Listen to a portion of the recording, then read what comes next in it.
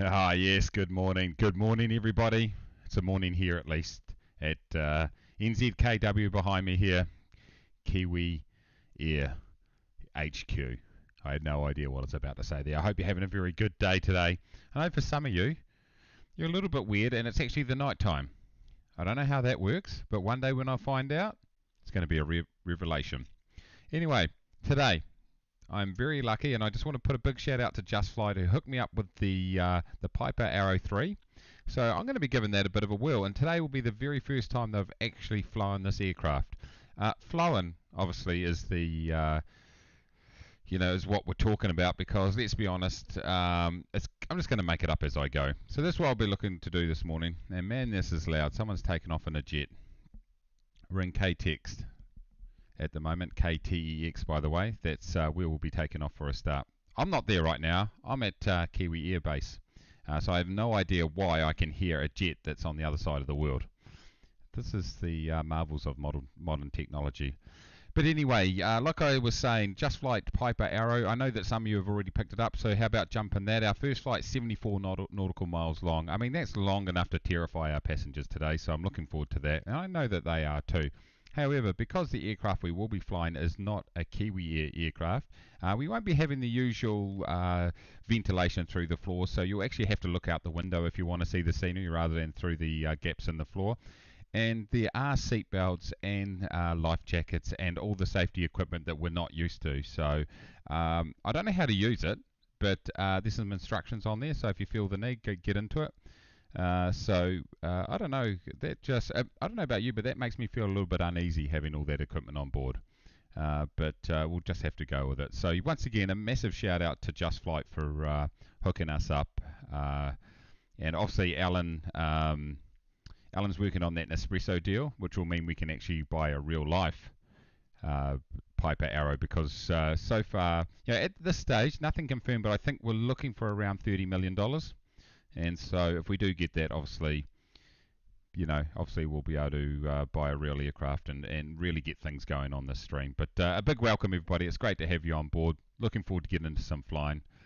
And later on in the stream, I might have a little bit of a surprise for people, or I might not.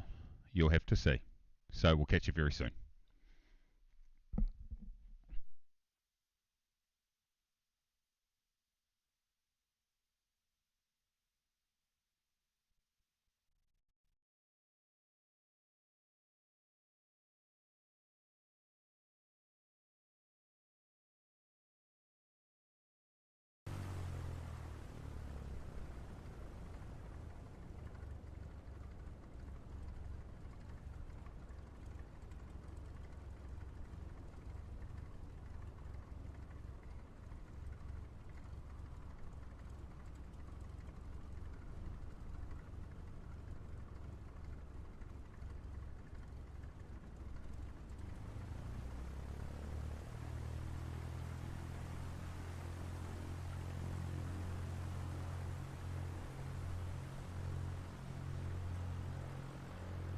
I'm on mute. I'm on mute, everybody. So, what I was saying right there was, I don't know who that bloody idiot that was talking. Absolute shocker. Yeah, you guys are way behind. Way behind. Let's start that again. How you going, everybody? Good to see you. Good to see some familiar faces in the chat. Let's just have a run through, see who's on here. A lot of people up early or staying up late. Keith, how you going? Good to see you. Euralian, good to see you, mate. Leon, Jing Key, good to see you too. Mayday's here. Dave's here. Dave Lacey, how you doing? Good to see you. John B, good to see you. Cox Ewok, love it. How you doing? Alan, mate, $30 million man, love it. How you going? It is a great airport, Cox, that's for sure. You forgot to buy beer, John. Come on, mate, what are you doing? John, I will send you via email. Nice. Alan says, John, if it helps, I have 23 cans. See, that is sharing and caring. Ronald, how you going? Good to see you. Morrissey, terrified passengers, indeed. Ivor, how you going? Good to see you. Casey, hello. A whole lot of people can't hear me. Turn up your sound. turn up your sound. It had nothing to do with the fact that I was on mute. Let's be honest. A record me in 9 seconds on mute. Yeah, I know. Got to be better. David T, how you going? Good to see you. Viper. Wrath. Hey, it's been a while. How you going? Jackson, good morning, or good afternoon, probably. Torsten, hey, how you going? Yo, Peru. First time here. Good to see you. Welcome. Jump on in. Come and fly with us, if you dare. Fair man, how you going, mate? Man, we've got a big mix of people in here nice and early today. Great to see you all. Great to see you. Good to see everybody. I'm into my Nespresso because I'm struggling to wake up a bit. And a big thanks to George Clooney, who personally delivered, is what I was trying to say. Personally delivered these Nespresso capsules. He is a handsome man, isn't he? With his high cheekbones and well-manicured fingernails. Reminds me of something that my mum said to me when I was little. She said, Mace, stop eating your food off the floor. You know, that reminded me. Some people were just born in a different class. Alright. KTEX to KFMM. Here let's go and check out this aircraft, everybody. I literally have had it. I have had it. What have I done here, Mace? I bumped my button, everybody. I need to get a technical director. I literally took the screenshot for this stream last night, so I had it in the air for 5 seconds, and that was spawning it in the air, so I haven't actually had a good chance to have a look around. One little warning, everybody. I don't know about you guys, but since that last update during the week, improvement update, my sim has been a little bit jumpity, so there might be a little bit of lag today, everybody. Cicadin or Cicadin, how you doing? Welcome, great to see you. So yeah, it's Monday morning here in Pittsburgh. What, last Monday, is it? You guys are a little bit behind, aren't you? Ba-dum, Mace nailing it with the humour early on. So yeah, my sim could be a little bit jumpity today, everybody. The last update, just, I don't know what's going on. Anyway, so I've selected this livery. So the Arrow comes with a ton of different liveries right here. I'm not reading off a list or anything like that, everybody. We're just what we're gonna do is have a quick look around it from an aesthetic point of view. Then we're gonna jump up and give this a whirl. So I mean, I'm really looking forward to the Just Flight version of this aircraft coming out, and it's actually an aircraft that I was entrusted to fly in real life about 20 years ago, and they've never let me fly since. It's a little bit like that. Don't tell the authorities. They already know, let's be honest. So it can fit, like, you can fit a couple of passengers in the back there. Not the most, you don't want to be flying for hours on end, to be fair. But anyway, I'm getting sidetracked here. As you can see, really well modelled aircraft right here. This is the Canadian livery I've just noticed. Just Jeb, welcome. Goblin, how you doing? The update has annihilated the mod. Yeah, I heard that. So you've got some weathered textures on here too, by the way, everybody. So, you know, what can you say? It's a beautiful looking aircraft, which suits this beautiful looking man flying it. That's my story, and I'm sticking to it. But yeah, a very, very nice looking aircraft, particularly in this light. Actually, it looks pretty cool, doesn't it? So I've really been looking forward to this being produced. So let's jump inside the cockpit here, and I'll tell you what, it's looking pretty good in here, everybody. Let's get this going. See, oh man, it's so jumpity around here, everybody. I love this leather panel, the little leather bit across the top. That's the technical name for it. This is weird, I've got to say. This little electronic flight bag is a little bit of a weird thing right here, but it's all good. It gives you a couple of options straight off. So you can actually go ahead and remove everything from the outside. So let's go ahead, if we go ahead and go chocks and tie downs, and we go outside, they've been removed. So you can remove the static elements right there. You can have auto fuel selector, so you don't have to keep changing it over. You got the GPS options right there, the yokes, so you can go left or right yoke. Can you click on them too? No, it looks like you have to. There we go. That's how you get rid of them. It's got some flight information right here. Headwind component. What else have we got here? I'm just going through this as we've seen it, everybody. This is quite cool. So range, okay, it's got a bunch of different pieces of information right there.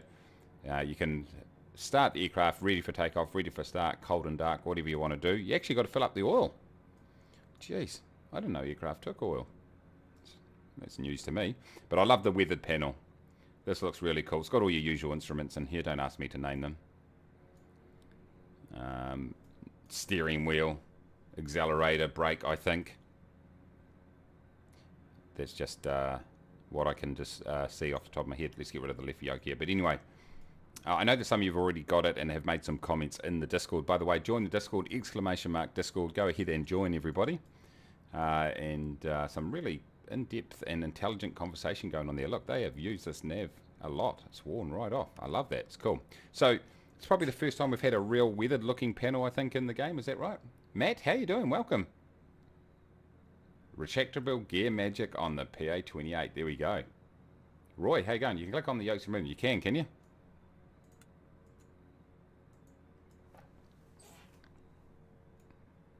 Right up there. There you go. Thank you. You can actually click on the circuit breakers too. Ha! Jeez. Now, this doesn't have a built-in espresso machine, which is disappointing for all of us. We've got our little landing light indicator right there, but it is a nice looking aircraft right here. I really like the fact that we've got a weathered aircraft. So visually looking good. Certainly in better condition than the normal Kiwi aircraft that we do fly. So a couple of seats in the back there and some curtains, because you never know. You might want to sleep while you're praying as I come in and maybe land safely. What's this say? And we've even got interactable buttons in the actual the back of the aircraft, which is cool. Nice. So yeah, look, I think, you know, as expected from Just Flight, you're going to get a really good quality model, and it certainly looks the part. So the key is, does it fly realistically? Don't ask me. Ha! I don't have a bloody clue. I'm the wrong person to ask. Okay, how are we looking? Who's in? Who's in? Who's flying? John said I had to quit. My interior didn't load. Okay. Captain Safety, how you going? Where are the turn indicators? Yeah, I know exactly. Where are the turn indicators? I think you just put your hand out the window. What if guys... Keith says it's Monday morning. We've been there. Yes, yesterday night and the sim was awful. Oh, no.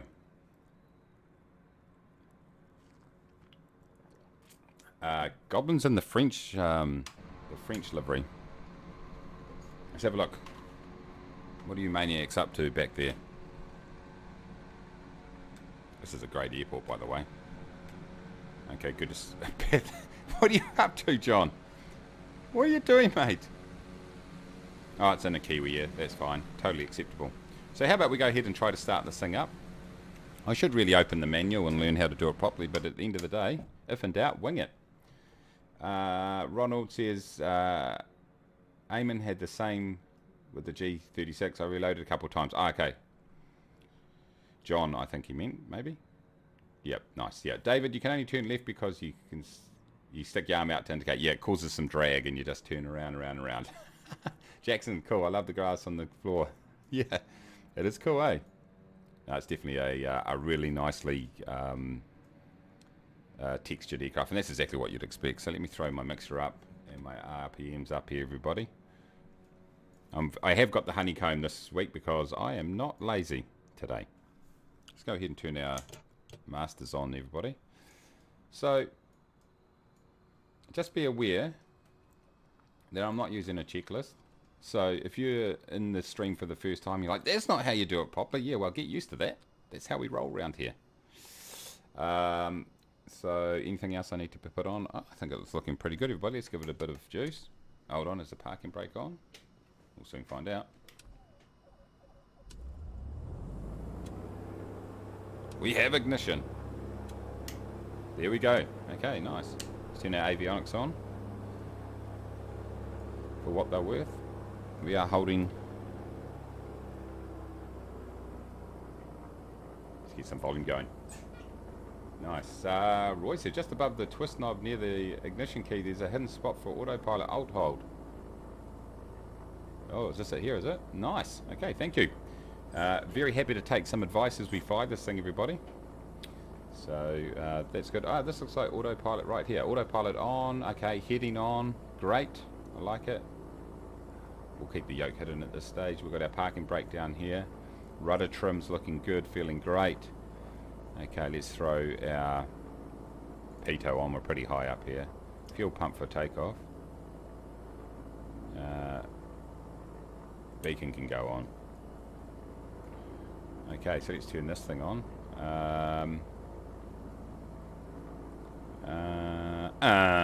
Up here, is there? Is this where you turn it on?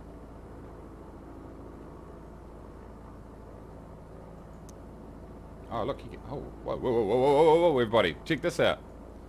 Do you see that? You can actually change the type of GPS you got in here. Okay, that's emotional to say the least. I like that one. Cool, okay, we're learning. Look at this. You can get the GNS 530. Sorry, hold on. Your GBS 100, GNS 430, and GS 530. I like the 530 because I'm technologically advanced, because you could tell when I started the stream with the mute on. Crazy, how you going? To do Alt Hold, you hit the word Piper above AP selector.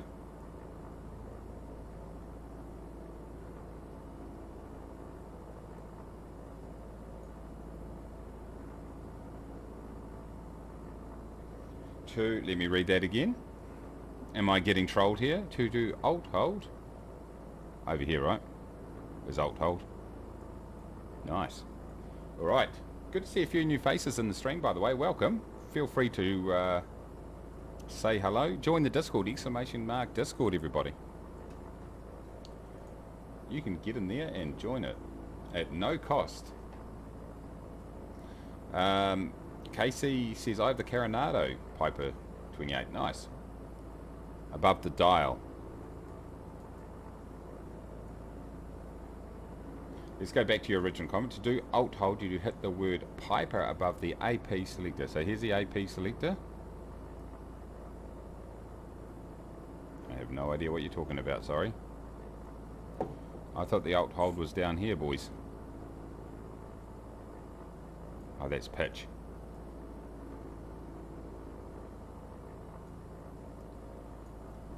I'm missing something here. I'm missing something. You need to be more prescriptive. I'm a bit slow. You got, remember that the stream's about 20 seconds behind. Oh, look at that wobbling away. I like that. On the turn knob where it says Nav Omni.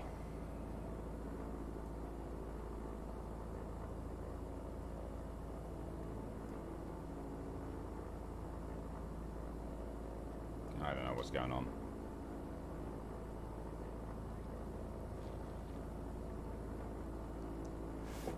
Gary, how you doing? Just checking you all out. Taking a break from stupid work webinar. Nice.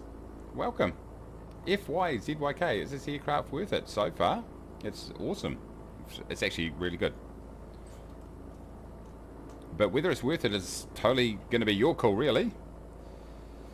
Oh, up there. There we go. Got it. Got it. Mate, I got it. Crazy. Took me a while. Nothing worth anyone's time has ever been called a webinar.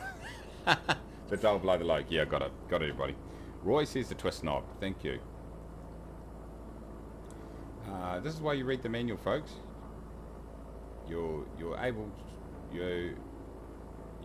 be able to actually press the dial, not the switch. Up and left of the key, there's a dial. Thank you. Up left of the key. I thought we were talking about the actual. That's okay. We're in here. Okay, so altitude hold in here. Up there. That's where you. Altitude hold is this thing here. It's disabled right now, and I click on it, and away we go. Nav 1. We're good. Right, what we will do up here, everybody, is let's change our CDI to GPS, so then we follow that. Alright. I think I actually don't like this. I think I like being down here, actually. Being right up in my normal position. Let's have another look around here. What's clickable? I'll put this down. Oh, nice. There we go. Not so good with aviators on. This will probably be...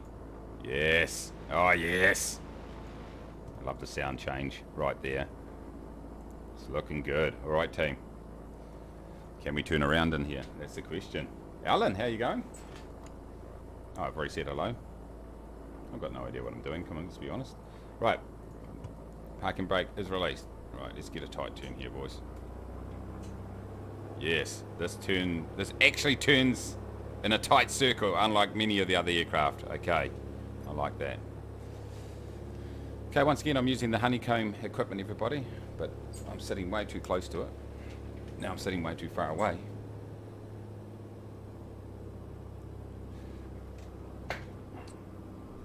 Nah, I can't get comfortable. All right.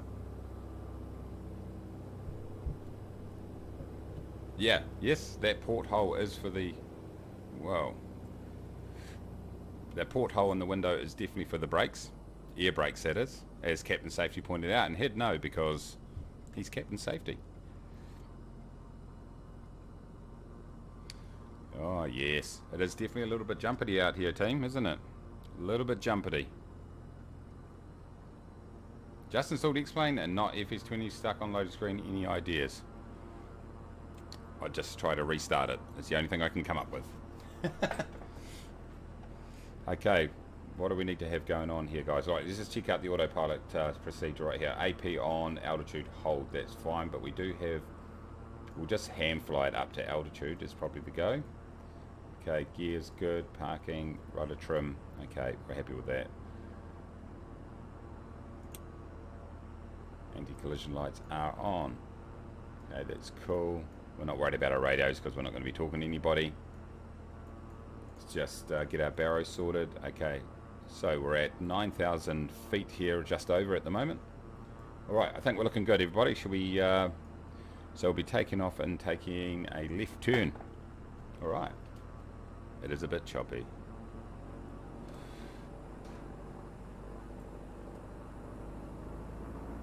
It is a nice area for sure. I'm just going to barge in through here, everybody. Let's get it through to full power. Oh, I love that sound. Yes. Whoa, the torque is real. Whoa. Whoa. That is sensitive as hell, boys. Let's get flying.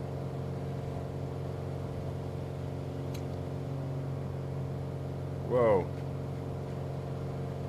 Okay, I might need to do a bit of work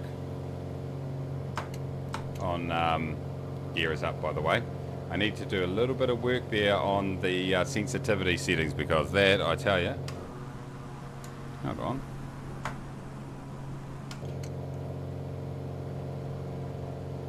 What's happening here on the gear, boys? What is going on?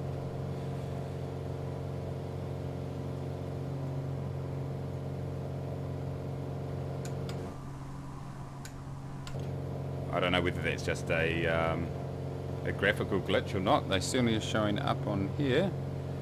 Anyway, let's not crash, eh? Just for a laugh. I'm going to have to go across here. Let's get this trim wheel in action, everybody. Let's thin this mixture right out, boys. We are right up there.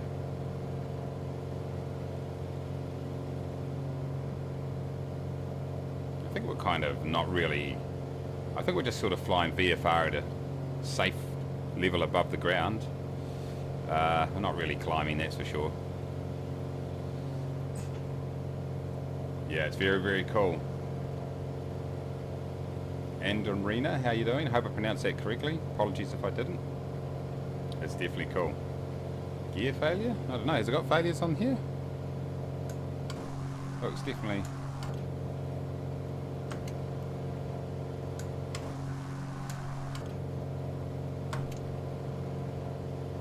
What am I missing here, team? Have I got... Is there something I haven't got on?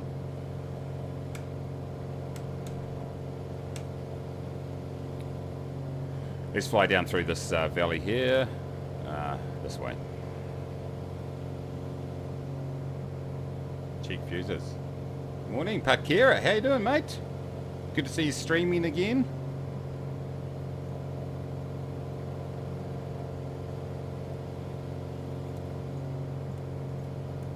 Let's pop them and now try it. That looked promising. It's definitely moving. It definitely moved, didn't it? Let's move on track here. Aviate, navigate, communicate. That's what they teach you. I never listen. That's what they teach you though. Turn on the failure and you'll get a picture of my life. Just kidding, I'm very successful. I'm really well, thanks Pakira. Good to see you, mate. Welcome. Welcome. I have no idea why this landing gear is not retracting, everybody.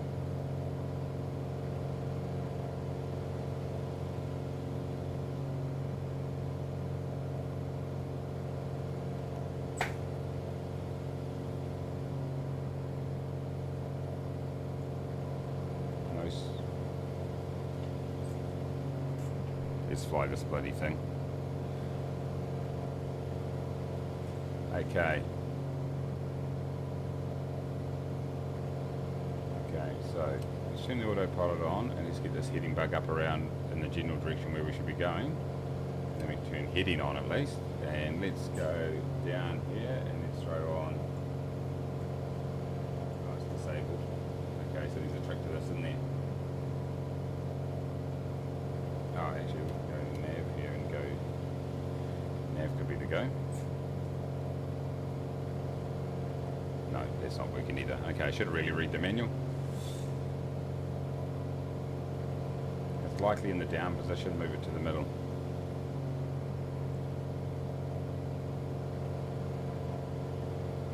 There's flaps.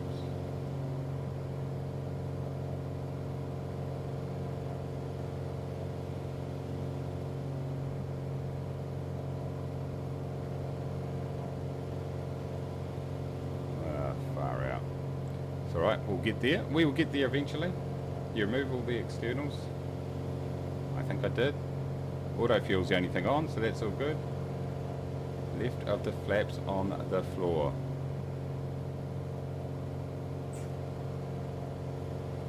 This? No.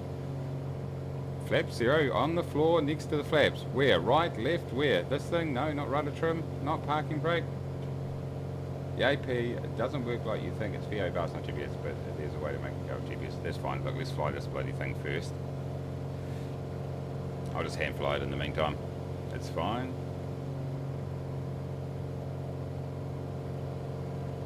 We'll fly up through the valleys. Is probably a good idea. It won't work, see? It's got an X over it. I can't do anything. See? It is inoperable. Or maybe this though. Maybe this. There. There we go. That is not really...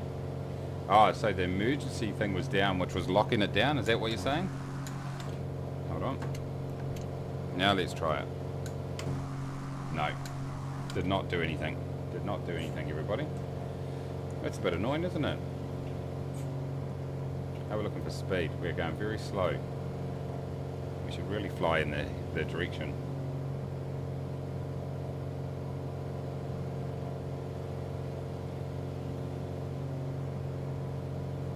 That's fuel pump. Up the top there, mate. KFMN. Parkera. Too heavy, yeah, throw things out. So no one has yet to solve this issue. I get what you're saying. If you're too slow, the gear will retract. I got it. But, you know,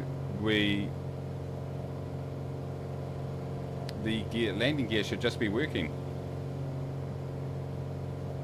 Yeah, I'll pop it back in. Yeah, that was the fuel pump. Yeah, then the C, yeah. JV, how you doing? Really, I shouldn't be revving the hell out of this. Let's get into here. But then again, landing gear, eh? Why?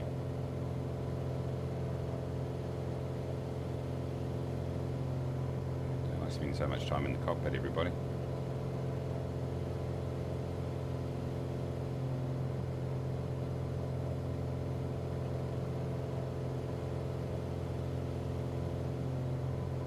Yeah, that is optional equipment. There should be a release the gear off the fuselage option. Yeah, we probably are too high here, everybody. Yeah, but manuals are... Why read the manual? Come on, seriously. I've clearly got this under control. Let's be honest though, I don't need to read the bloody manual to go put the landing gear up. Seriously. Right? Surely. Surely don't need to read the manual for the landing gear to deploy. Ha! Okay, let's have a look here. Landing gear.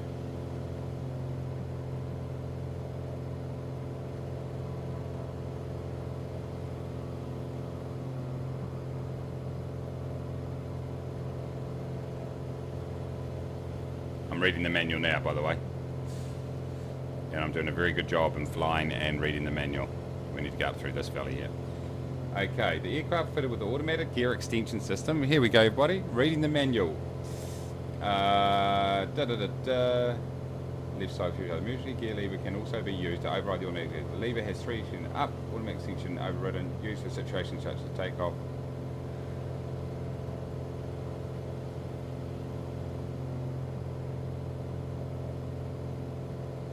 So this is saying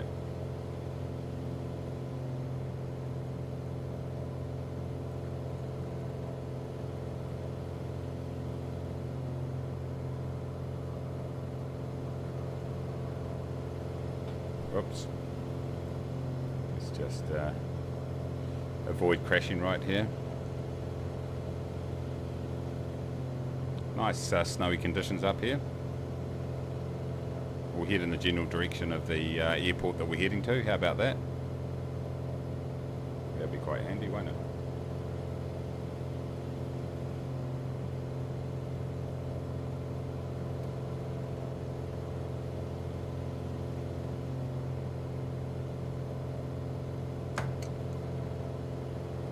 Not even getting the see, it's not even showing 3 greens that it's even down, or that I'm getting any sort of indication that the gear's even moving. So maybe there's a switch that I have not. Is there a switch that I'm missing right here, everybody? That's the question. Is there a switch I have not activated? Some sort of electrical switch. That's the question. We did have it all the way forward, by the way. We did have it forward. So one of you are saying put it back, one of you saying put it forward. Ha! We did have it all the way forward.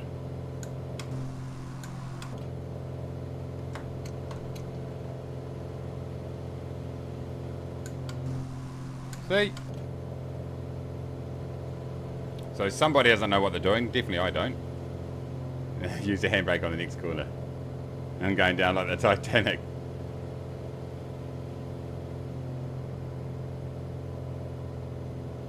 The RPM was 2400, by the way.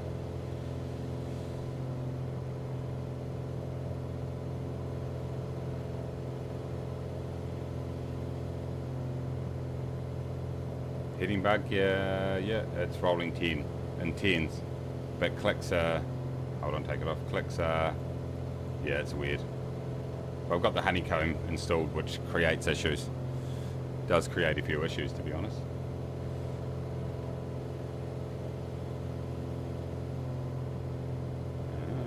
Mayday, mayday, breaker. Yeah, already did the breaker, Mark. How you doing?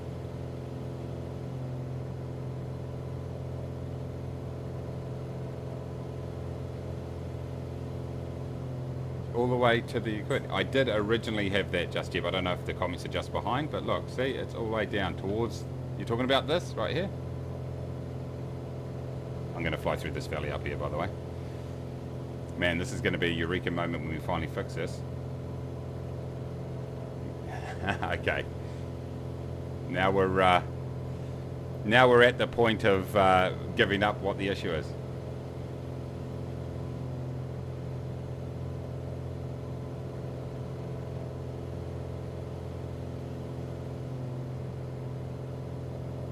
Flying at 90 knots. We're just going to fly through these valleys right here. Yeah, I haven't trimmed this correctly. Like I haven't leaned this correctly. Let's do it properly.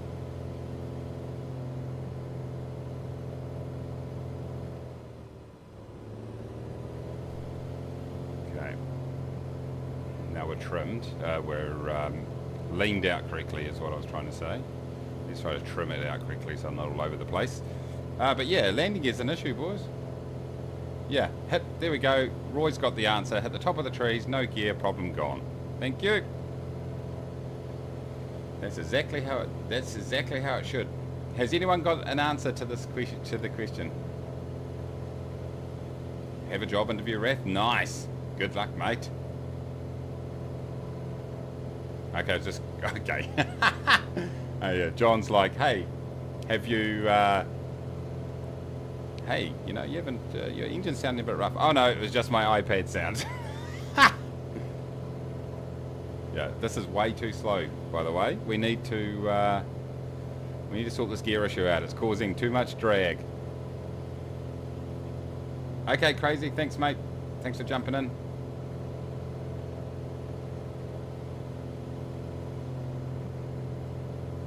Everything's away here. Is there anything I'm missing here? Let us know. All doors shut. Everything's shut. I fail to see how that would affect the landing gear, but that's cool. You never know. There's obviously going to be a very simple answer to this all. Is there some buttons that I haven't turned on? Electrical. Let's see. Let's just quickly do a check on that, team. Let's not fly into the hill while we do it. Like circuit breakers. Landing light. I had turned that on earlier. Is there a button holding behind? No, you are frickin' joking me. They're on. They're on my panel right here, everybody.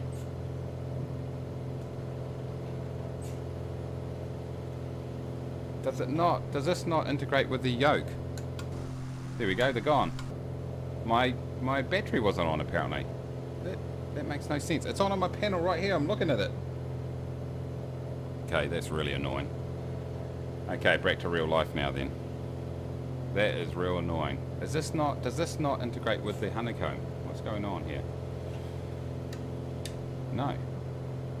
What's going on here, everybody? Am I missing something? Hold on, let's not crash. Hold on. Let's just get around here.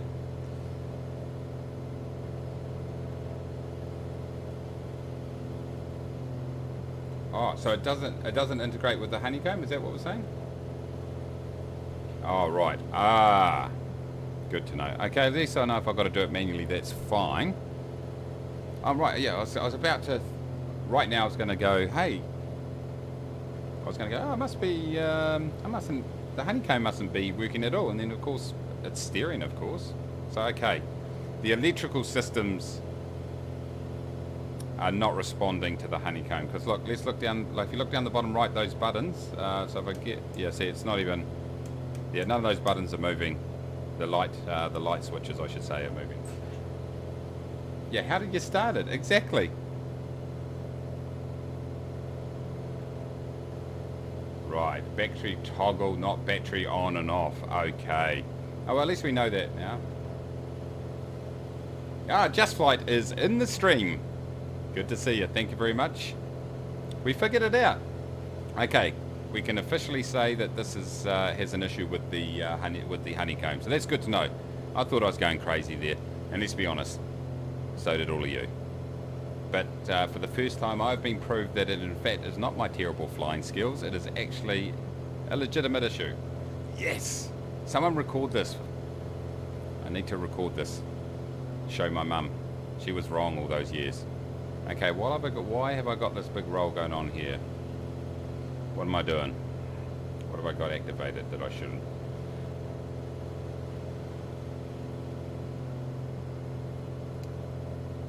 There we go. I had the autopilot. There we go. Ah, right. The autopilot was trying to engage there. Great. We have got the official word in the channel. That's good. I love it. Yeah, I just like you hadn't just watched us spend 20 minutes trying to random crap to fix the gear.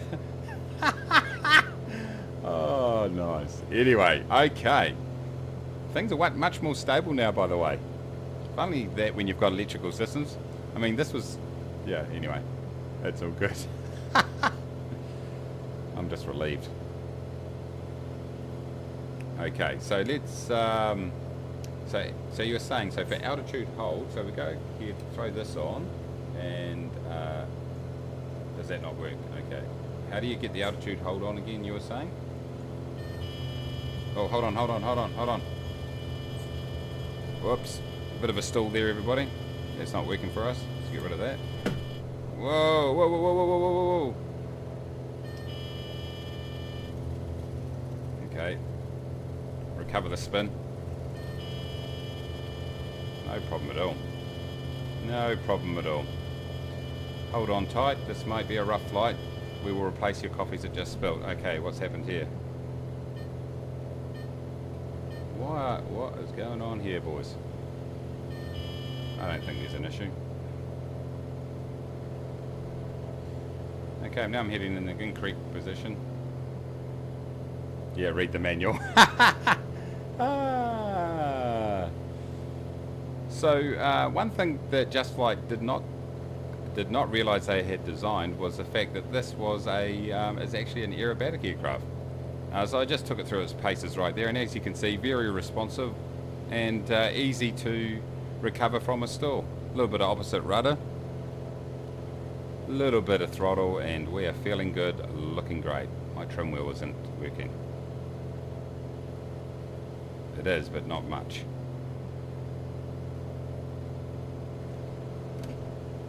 If we can just get the air hostess to go through the cabin and refill the coffees, that would be great, thank you.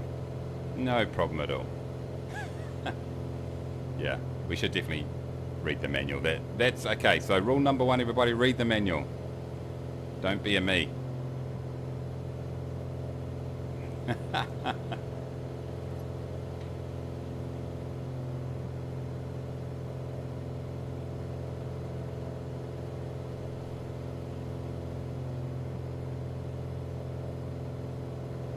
Yeah, have some beer, it will sort itself out for sure. Yeah, I'm displaying all the skills.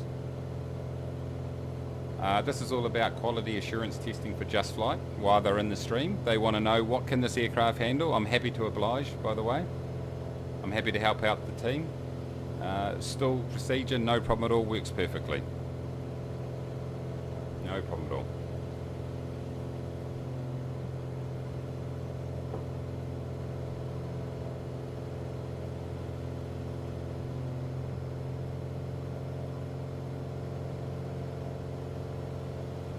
It's probably not 100% loving flying at over 10,000 feet either, to be fair.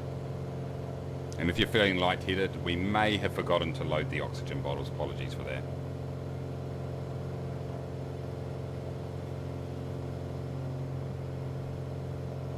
I've got this roll again. So I must have something. It's disabled. Everything here is disabled, right? That's cool.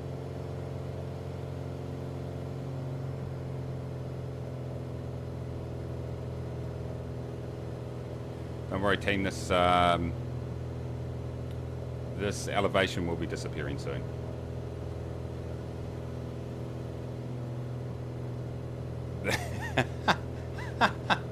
Oh, a bit of sarcasm coming into the stream there from Just Flight, I love it. Alan says, went to get a beer, we got distracted by the kid, came back, 172 was on the side of a mountain, now catching up from a funny angle in the caravan to your left. Alan, you've obviously been following the Kiwi Air flight school manual of airmanship. Nice.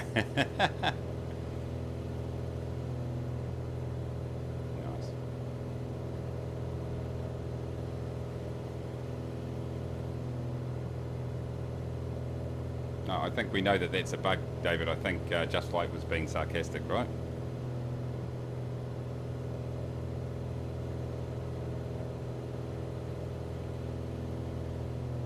Okay, so tip number 1, everybody, read the manual, which I was like, I don't need to read the manual, it's fine, I can handle this. Nice username, Just Jeff. Right, okay, we're sort of heading in the general direction of our flight path now, everybody, which is a bit of a bonus. We'll continue to do that for a while at least.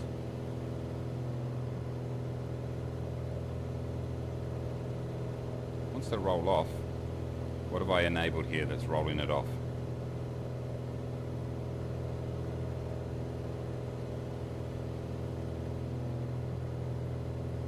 I'm climbing again, lads. I'm just not sure if that's where I need to be right now, climbing in at this altitude. Just Jeb approves of Just Flight.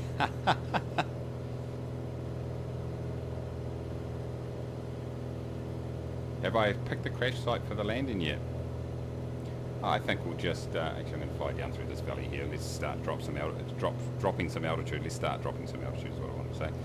Look, what we'll do is, I think we'll just let fate play the cards. We'll just crash land in an appropriate site when we're forced to, basically. Yeah, exactly, Just Jeb, I'm hearing you.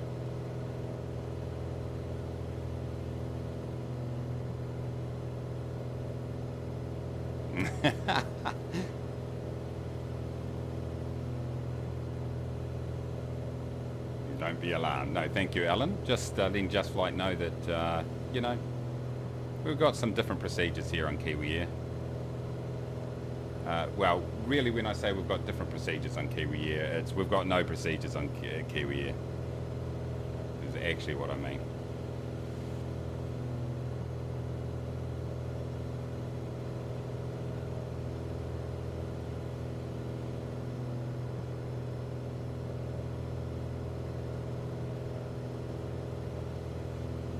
We need to discuss those pills. The club would be a lot better, says, much cheaper, I should say, says Ronald. Invented rust poisoning. Rust, it gives the aircraft a bit of character. I don't see what the problem is. Okay, I'm just looking to descend down here a bit, everybody.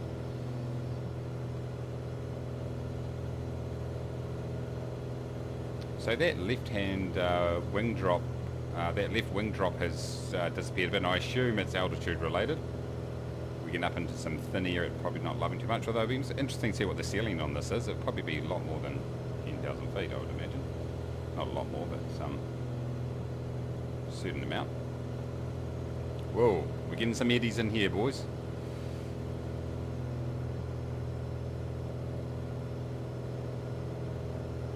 Okay, just to be clear, no procedure is a procedure. Exactly, everybody. All right.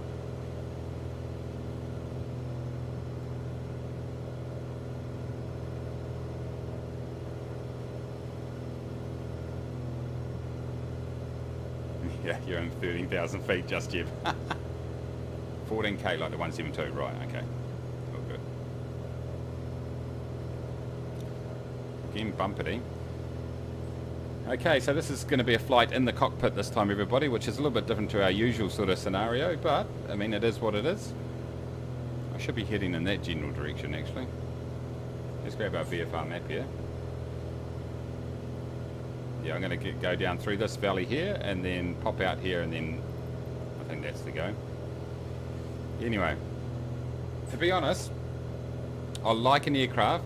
I like the fact that aircraft doesn't let you just jump in and do what you want. I think that's actually a good trait of it, because it actually requires you to understand it, and I think actually that is good. Now, I'm never going to take the time to understand it, let's be honest. So it's always going to be entertaining. Now, why am I getting right-hand roll now?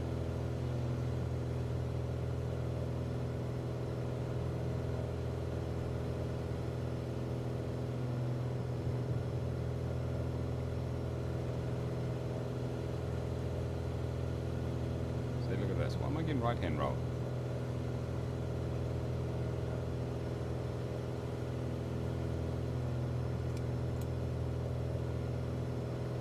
That could probably have something to do with it. Okay. If you Google, is that like affinity, said David. Is there any way to hide the tablet?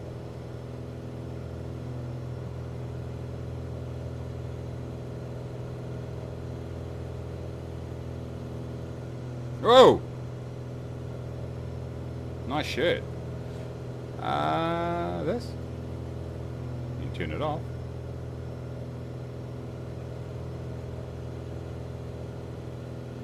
There we go.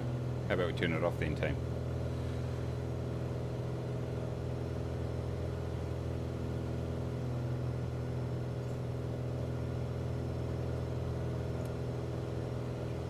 There you go. Thank you. Done. Alright, team. Okay, so let's be honest. I mean, I'm going to be honest and say it's been a little bit hairy. And, I mean, I think we should blame Alan. I think let's have a vote. I think we should blame Alan because of my flying skills. I think he's got a lot to answer for. Alan, why didn't you read the manual for me, Alan? So, I think... Who supports blaming Alan? That's the main question right here.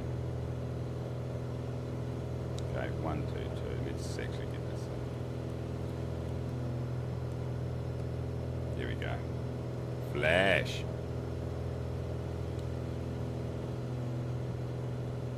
Yeah, okay, 5% here, yeah, Captain Safety agrees.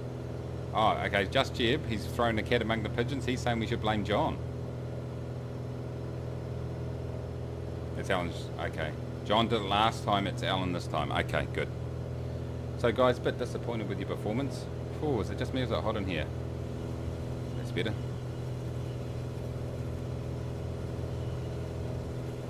Okay, the aircraft's a lot more stable now that I'm not fighting the autopilot, everybody.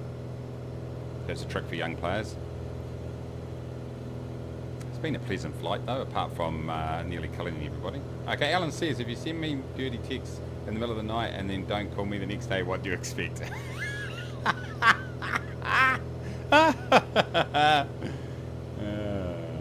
Ronald says, both John and Alan, it's always them. John says, I've done no work on this aircraft yet and take no responsibility. Okay, I think John's got a good excuse right there, so it's definitely Alan. I think John and Alan are conspiring. Oh, Captain Safety with the big A-bomb. John B, Teflon shoulders. Okay, yeah, sorry, John. Yeah, we blamed you last time, Alan this time. Nice. Okay. Alright, so that was a bit of a shock, everybody, but you know what? Did you really expect anything else? Did you really expect anything else with Kiwi Air? I've done no work.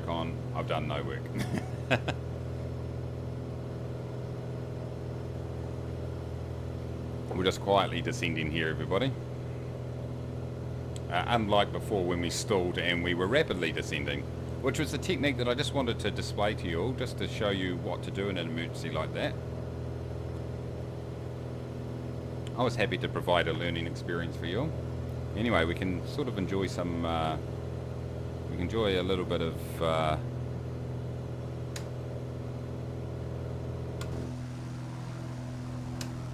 hold on, a little bit of scenery here. We have to be quick.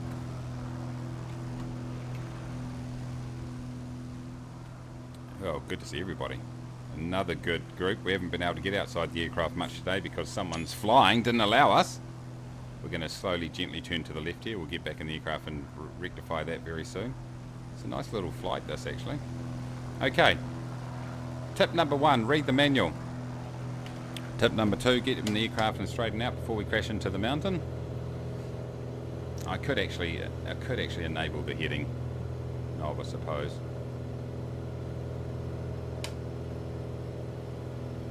Okay, let's look to round out about this altitude. I think it's going to work for us.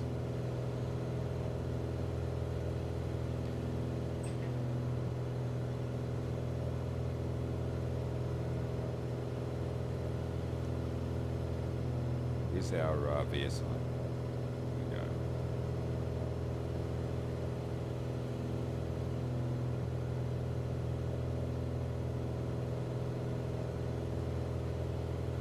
Nice. Ronald says, well, John's workshop was blown up by its latest volcano eruption at NZKW after Chris was experimenting a bit much and ran away. Blimmin' Chris. Neil says, Clouds, go up to the multiplayer North Europe server and go to the airport. Oh, there we go. Dave's going to give John a push. Nice. I think I'm starting to develop a reputation here for choosing terrible flights to start the stream. So I'd just like to say you're welcome, everybody. You are welcome. I'm finding this just a little bit touchy to try to trim this out, by the way, everybody. Let's be honest, it's probably me. If I've missed your message in the chat, I apologise. Usually I'll be all over those, but I've actually had to fly. That was a good flight. It's always interesting, put it that way. Apart from that one last week where we flew over water for about 2 hours. Yeah, the scenery is unbelievable. It certainly is. The trim's a little bit touchy. Yeah, I'm sort of chasing the trim a little bit here, but that's all good. Mostly the endless miles of sea, all this bloody serenity is I'm unsubscribing. Okay. So autopilot. Let's bring up the manual, everybody. I'm going to be doing another video on this, by the way, and I will actually read the menu before I do it. Autopilot engage, okay. Roll command knob, good. Got it. Heading switch, good.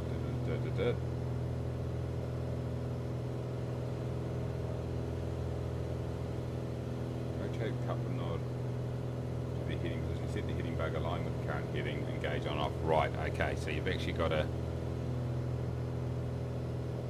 engage on your current. Should we just try this? Let's just see if we can get this going, boys.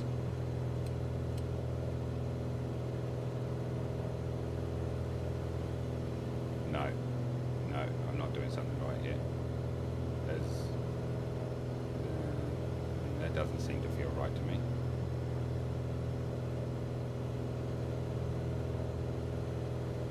Rotate the coupler nod to the heading position.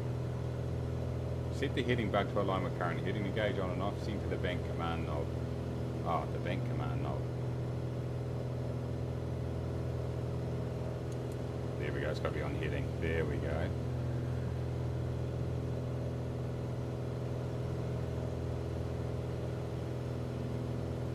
Okay.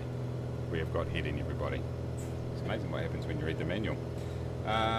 Accepting VORs, we're not going to do that right now, but what we will do is okay.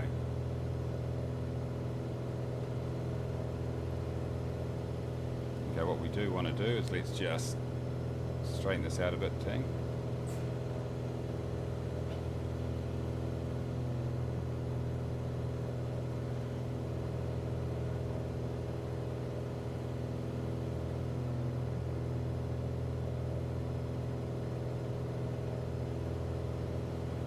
Over in this general direction. Okay, so we've nailed the heading function. One of the most basic functions in aviation, autopilot heading, and we are celebrating. There's no doubt about it. It's amazing what happens when you read the manual, everybody. So that's pretty straightforward. So just to recap on that for those playing at home, turn on your autopilot. Funny that, make sure you got heading on. Make sure you use this selector. This is the selector, obviously. Good, makes sense. Oh, Mace, don't unselect the selector.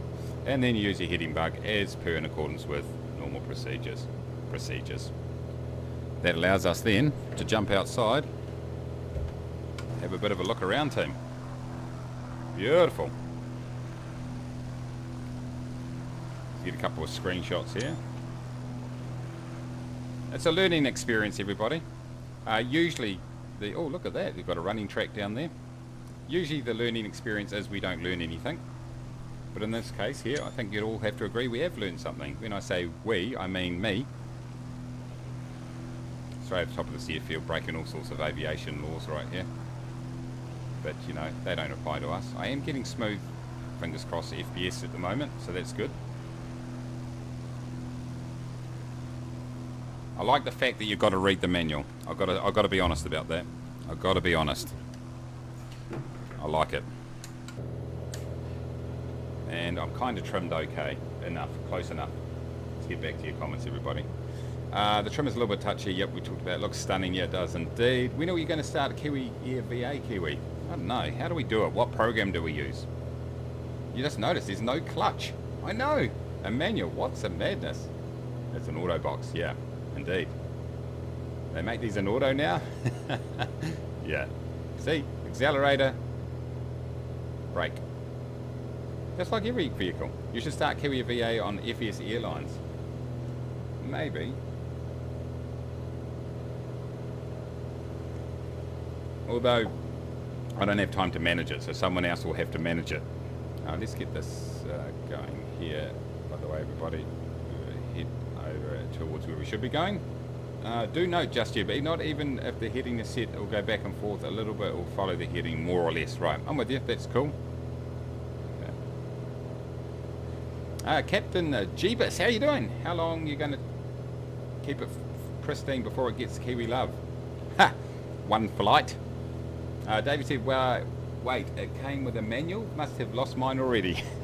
I found mine, it was shoved down underneath the seat here. It was all bunched up. Let's have a good look around here while we can, everybody.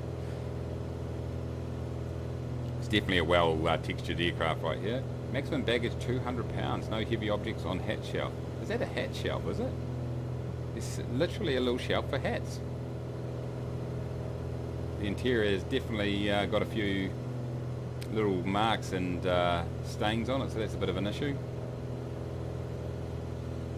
It's not really an issue, we love it. Here goes the registration plate right there. That actually works. The door latch does work. Now we're looking here for altitude, we're fine. Let's have another good look at this panel. So you've got to manually use this panel here, that's cool. Let's grab a bit of air. Okay, we've got our ADF is in here, we've got our radio panels, secondary altimeter, comm right here. You can change this out through that little iPad, so the iPad can go on and off right here as we discovered before. You can go ahead and change out the GPS unit that you want in there, so that's all cool. What else have we got going on here, team? All the standards. Oil pressures in the green, T's and P's in the green. Looking good. Okay, we've got manifold pressure right here. So I would assume in the manual there's a performance chart so you can cross-reference your altitude, air temperature, etc. to ensure you've got correct manifold and revs requirement to get either an efficient flight or a whatever you're trying to achieve. Make sure you don't kill the engine. Which does not sound like much fun at all. Oh, what's in that little bag? So yeah, all good. All good, everybody. What every aviator needs is a...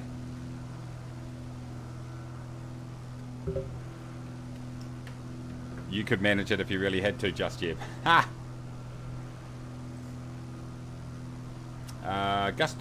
Gustavo, I found it very heavy. i5 900 SSD M2 32 gig RAM GTX 1660. What did you find very heavy? Sorry if I missed a comment up there. You mean this aircraft? Morrissey says a hat shelf, what every aviator needs. Yes, we've said that, definitely. Alan says it's an English aircraft. That's where we put our bowler hats just after we're finished with our weekly lunch with the Queen. Oh, you gotta love it. Okay, we're getting pretty close here actually, team. 25 nautical miles. What is the altitude here? It looks like we're, I'd say the altitude at K... Where are we going again? KFMN.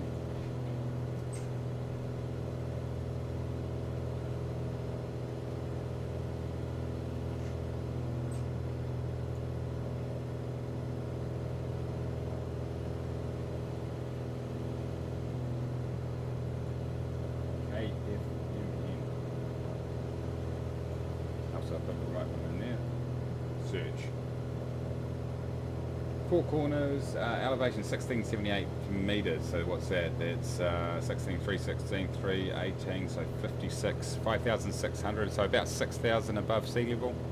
There or thereabouts is where we're. I'm just slowly. It's just slowly, just a little bit of nose forward there, just a touch. So it's about 6,000 feet above sea level, there or thereabouts.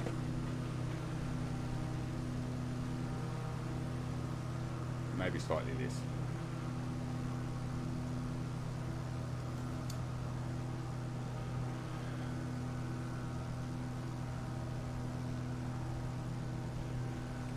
Just here to say the hell are you 10 miles away, Alan? What's your in-game tag? Stwatter. I can't see him. Where is he? We're a little bit spread out today, team, but someone made me fly this aircraft terribly, and when I find out who it is, man, there's going to be some real harsh talking to. Safety briefing. Yeah. Landing rate comp. Yes, indeed. Yes. Start putting your landing rates in now, everybody. Let me do it from start. Here we go.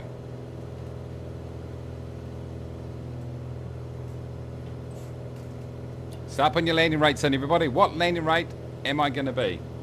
Am I going to get?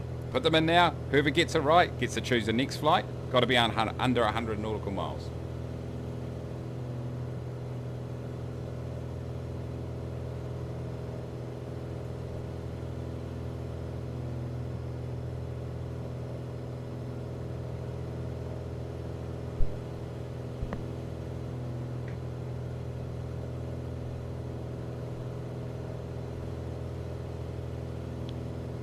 Hello passengers.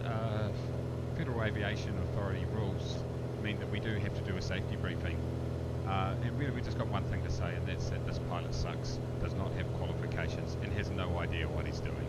So please kiss your asses goodbye, and make sure you text your loved ones right now.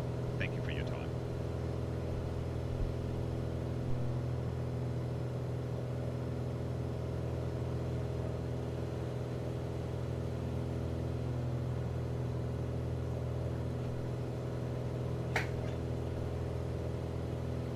All right. 30 more seconds, everybody, and for your landing rates. Whoever gets the closest landing rate, just to confirm the competition, you get one guess at the landing rate. If you put in more than one, then you get automatically disqualified. That's so people don't spam.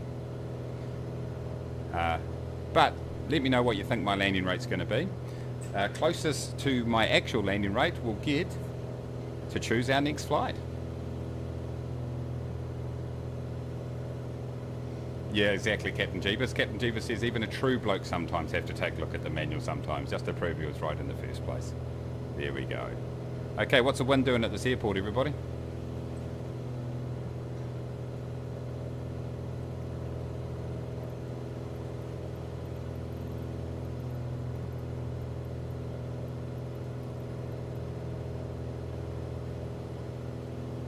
Hello, ATIS, come in.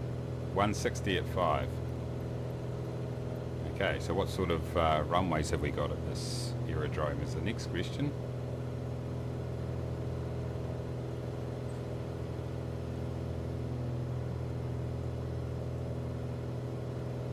Oh, 160. Okay, we'll probably landing on this one here then, eh? Whatever this runway is. Runway 23, yep, that works for us. Slight crosswind. Nice. That works okay for us. How far have we got to go? 16. Probably do need to start reducing a little bit. Okay, land rates finishes very, very soon.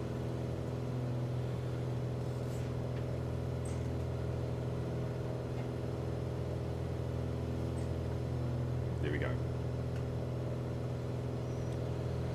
Okay, good luck with your landing rate guesses, everybody. I don't think this is the airport right here in front of us, is it? How far have we got to go? 15? No, that looks closer than 15 nautical miles. Where are we? Right over here. No, that's N19, so we can fly to N19 and then almost make the approach in, can't we? Let's see, Havco, yeah, that actually works quite nicely. So we'll fly over Aztec here, and then we'll make our way across. Beautiful. 2 knot crosswind component, 30 knot tailwind currently. Okay. Aren't we supposed to land with a tailwind though? We just land whatever is the easiest. 184.11, great, so that runway's fine. Minus 162, fight! Alan. Come on. George Coney, if he's taught me one thing, it's that I'm a lover, not a fighter. Alright boys, let's get into it. Getting excited about this. What are we? 14 nautical miles.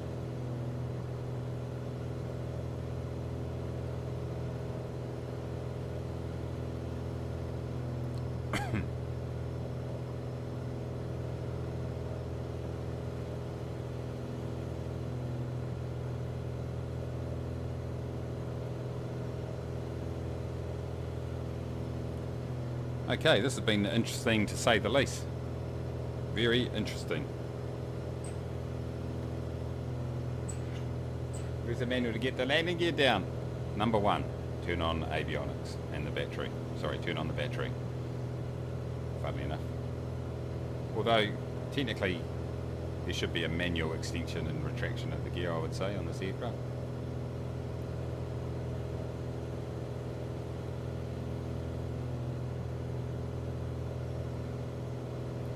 Captain Safety's guess was, I'm too young to die. No idea what you're talking about. Start thinking about what the next flight's going to be, because one of you may be the lucky winner of a brand new Ferrari Testarossa. And if they're not available, you get to choose the next flight. less than 100 nautical miles, everybody. Around about, because I'm going to fly this aircraft again. And so around about 75 nautical miles. 50 to 75 is a good sort of distance for these little single engine ones. I'm rolling out. Alright, let's get manual control now, boys. Loving that. Why am I still rolling now? What am I missing? Off, off.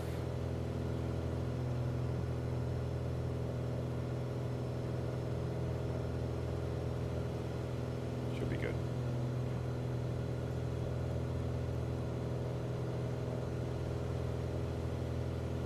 Why am I rolling out? Is it still chasing the heading bug, is it? Off, off, off. Should I take it off that just and then no? Why is that rolling out, everybody?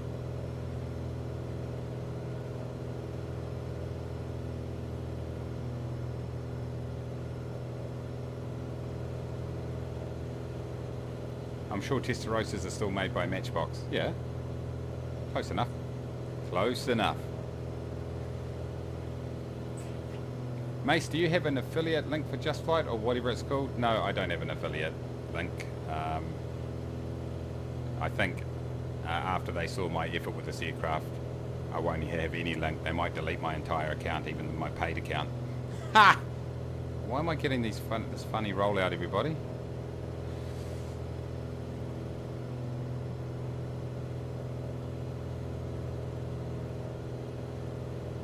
Cam Safe says, I just got off the phone with my friend Manuel. He says he doesn't know anything about the landing gear. Okay, nice. There we go. Good, good, good. Captain Jeeper says, landing won't be butter, but will be a raspberry jam, a red mess spread all over the place. That's probably a fair call. Why is this aircraft rolling out like this, team?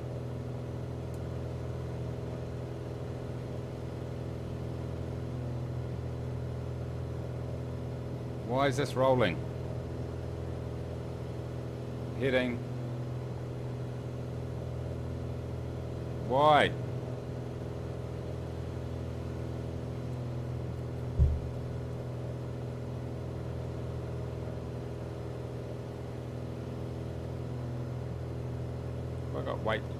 Have I got weight distribution issues? That shouldn't have an issue.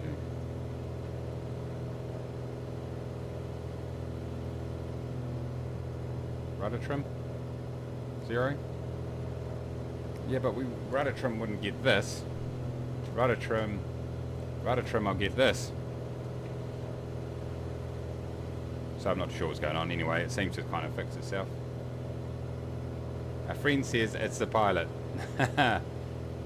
This plane's rock and roll. Nice. Could be the pilot. I don't see how you'd come to that conclusion, everybody. There's no evidence to support that. Okay, let's get our revs back up here, boys. First stage of flaps. Landing gear down. Nose it down. Second stage.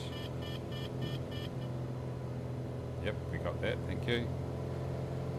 I guess we're trimming for about 70 knots, there or thereabouts. Across the threshold, somewhere around there. If someone could just check the manual and confirm. Our wind is coming from, what did we say, 180, so we've got a slightly coming out of the left here, boys.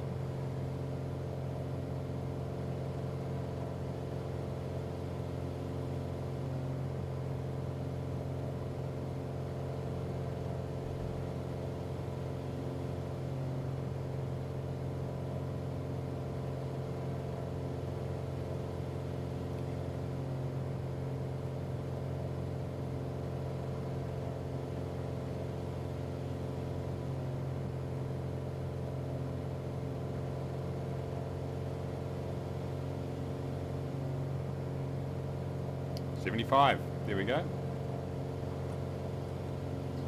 Last notch of flaps, that should get us pretty much there, I'd say.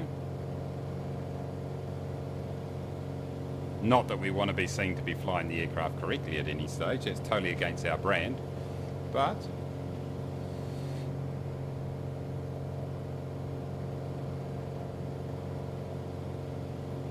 we might accidentally fly it correctly in here.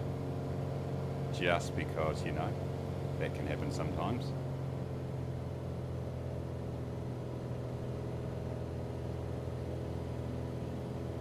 That can happen. Still live for how long? Yeah, probably a couple of hours, I'd say, Peter. Navy Blue, how you going? Yeah, we definitely do another flight after this.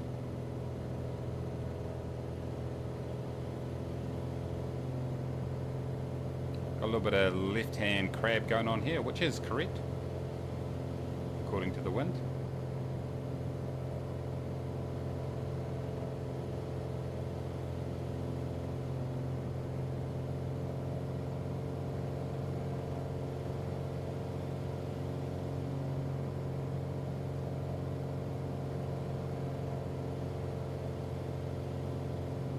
No worries, Navy.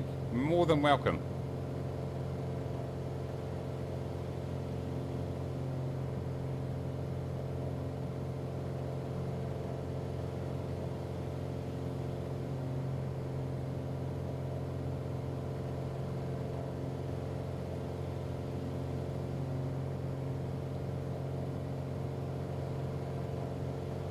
Awesome.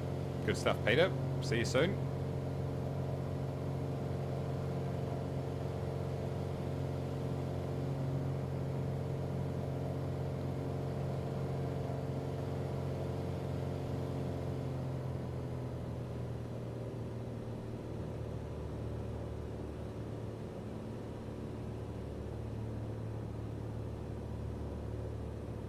Whoa, there's a sensitivity point there on that rudder. That's right, it's not going to be quite in the centre line, but alright, how about let's float it and get it on the centre. Float it on the centre, and let's get that nose around. It's not going to be centre. Right, this is going to be a real... Let's try to butter this bread. We're going to take the whole runway to do it. Here we go. 77, not bad. Oh, yeah, man. On the ground, well, the rudder is sensitive. Definitely. Flaps up. Good work, Mace. I'll give myself a good 3 out of 10 for that, which is really good. Yeah, so this rudder, see, look, I let go, and that's the sort of torque I'm getting on this thing. We'll just take a quick shortcut across here, everybody. This works for us. Beautiful. All right, let's make our way back here.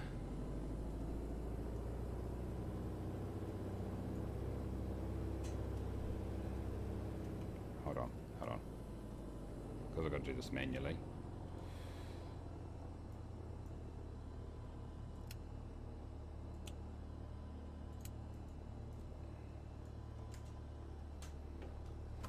All right, let's go. All right, that was an eventful flight to say the least.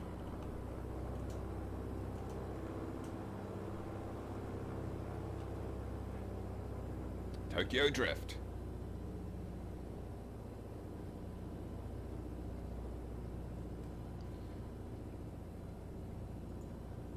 JV, you are outside the, you didn't guess with inside the designated time slot, mate.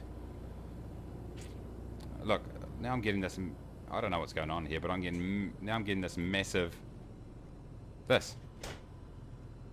So nothing, without any controls, that's what it's doing. So I'm not too sure what's happening here.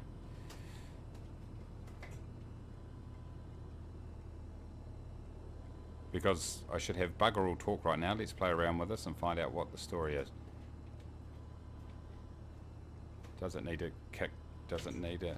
Look at that. That's...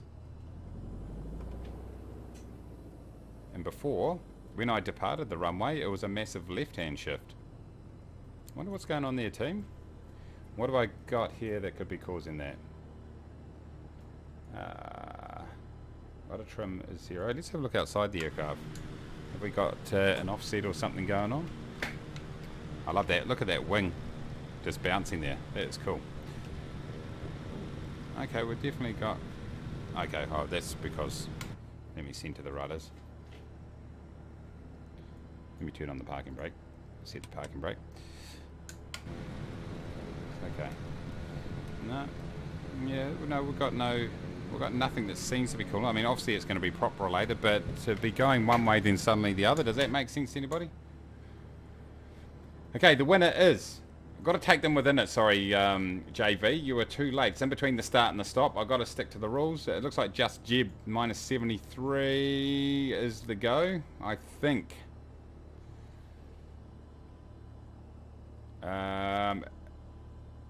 You're too fast. You're too fast. Yeah, but not when I was taxiing just before. I wasn't. Like, yeah, coming off the runway, I agree. Engine torque. Yeah, I know engine torque. Yeah, I got it. I know engine torque causes it, but I'm talking at very low speeds. It's like I'm almost full rudder. Sam, how you doing?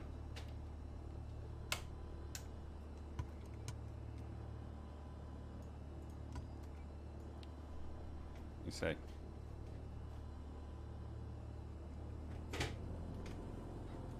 Now it's not doing it. Suddenly it stopped doing it. I wonder why. I know exiting the runway we were all over the place, but just even... Okay, it's not doing it now. It's not doing it.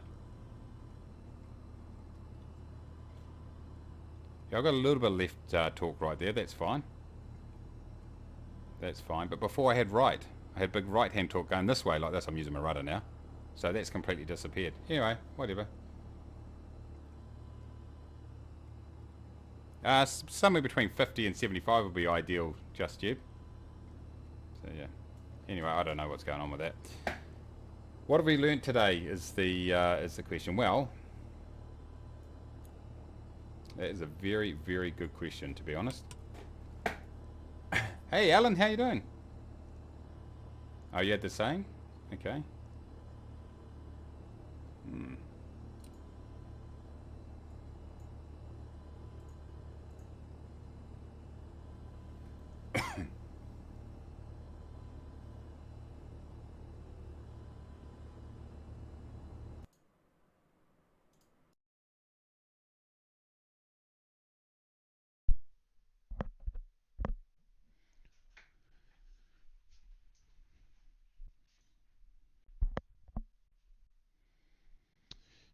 Good morning, class. Okay, it's time to do a bit of a post-mortem on that flight. What did we learn from that flight today? In the very cool, by the way, Just Flight Piper Arrow 3. I think the first thing we can say is it's not the aircraft. It was Alan. You know, Alan did not brief me correctly on how to fly this aircraft, and I think his performance, I mean, although this is an HR issue and really not something I should be talking about publicly, I think at the end of the day, I think we all agree that Alan has not been performing to the level required. And, you know, luckily, because I'm a world-class pilot, which I think I've proven time and time again, I was able to salvage the situation, particularly when I flew nearly 50 nautical miles without the battery on. Ultimately Alan has failed us all. You know, Kiwi Air had a reputation of being the 3,625th safest airline in the 1 kilometre area of my local airstrip, and that's something that we held very, very close to our hearts, and we're very, very proud of. But Alan's really just, you know, I think you're just not living up to the standards that we expect. So I think that while maybe not legally I'm allowed to do this publicly, but I think it's time to put you on some performance management. So if you can report to the office tomorrow at 0800, that'll be quite good, and we can have a discussion. Now, if you do bring 12 Nespresso pods, then we will dismiss the performance management, because at the end of the day, we love Nespresso, and Nespresso is way more important than safety. Nespresso is like number 1, number 2, safety 29. So, you know, and at the end of the day, if my staff look after me, I'll look after them. And that's what being an excellent CEO is all about. So, lessons today, Alan hasn't been performing. Number 2, nothing to do with my piloting skills or the fact I didn't read the manual. That's certainly not a contributor. Number 3, it's not the aircraft. The aircraft works really well. Number 4, I just like having an even number, and I can't think of a number 4, but it's quite good just going like this, making it look like you know what you're talking about. So I think everybody take those lessons on board. I would be, you know, I think if some of you more experienced guys can pull Alan aside and have a chat to him, tell him to pull his socks up, that would be appreciated. And in the meantime, when things go well, I'll certainly be taking the credit. When things go bad, either Alan or John will be taking the rap. And I think that's only fair. I think we all agree with that. Anyway, we'll get into our next slide, everybody. And I'll explain what we're going to do at the end. The landing rate competition on the next flight, by the way. I am going to be giving away some payware scenery. That's right. That's right. And I'm legit here. We have got some payware scenery as a prize. For whoever can guess the landing rate in the next flight that we do. So stand by for some information around that. In the meantime, Alan, disappointed.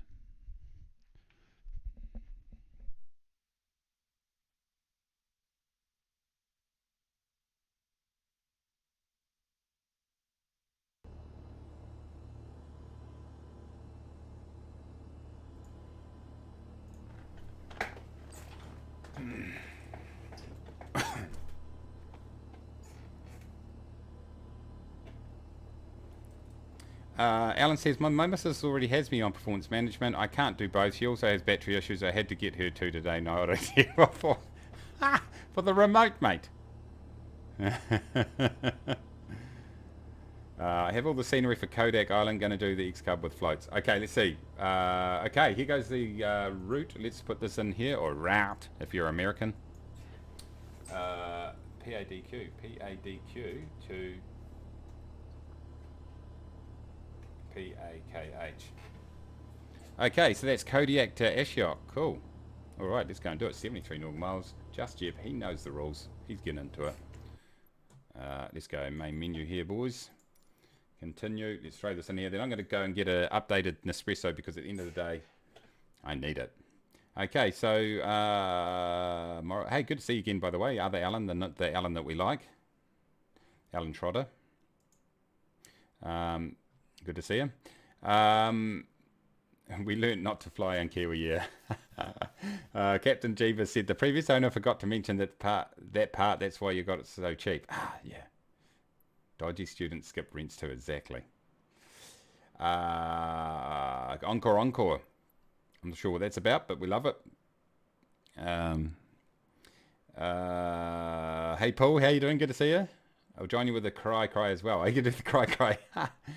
It's for Bob Allen. Bob. Oh, there we go. Oh, the start airport is scenic. Nice. Hey, John. The other John, be confusing the hell out of us again, mate. We'll let you away with it because we're good like that around here. Okay, PADQ. Kodiak.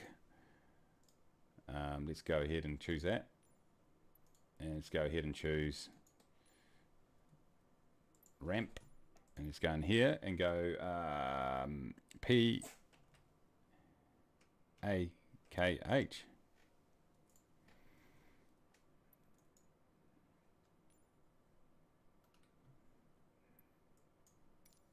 Okay, while this is loading up, everybody, I'm going to go and grab a refill on my Nespresso. You go and do the same yourself. Or a beer, whatever time it is in the world.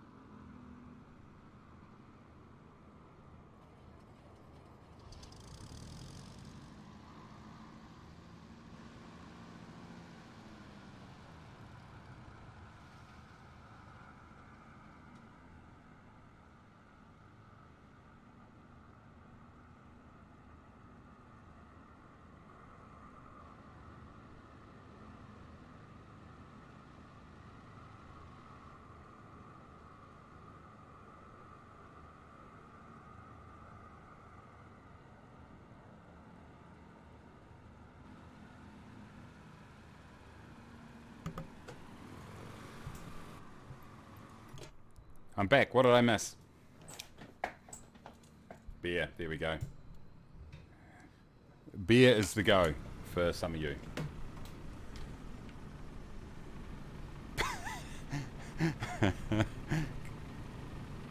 This is... I'd like to congratulate Cokeswalk for graduating the Kiwi Air School of Flight School. Obviously has followed all Kiwi Air procedures 100% correctly, and culminating in this outstanding landing right here. So congratulations everybody. Huge congratulations in the chat. Alright team, let's do it.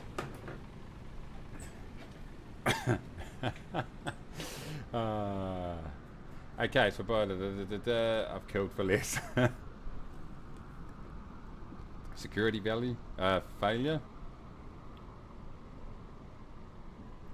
Should have gone for the Cry. Why don't I choose the Cry? I need to get the Cry. Yeah, big floats on the Cry. It's a mower. Has anyone noticed this plane is owned by Mike and Jack? Have a look at the nameplate down by the parking brake.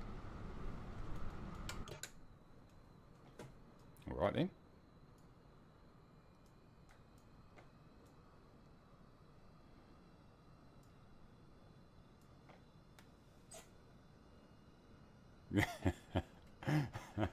Mike and Jack. Okay. Leave the comedy to me, please. Alright, let's get into it. Static elements. Tie down's gone. Right yoke's gone. We'll turn this off. We'll go like this. We'll go like this. Our GPS is on with no battery, but hey, let's just play the game. Fuel pump. Beacon can go on. These can go up. We get a bit of that, a little bit of this, a little bit of this. So the key actually works on my honeycomb. There's a few other things that don't though. So go ahead and beat this up. I'm picking that... have we got real world weather? Is this the real world weather?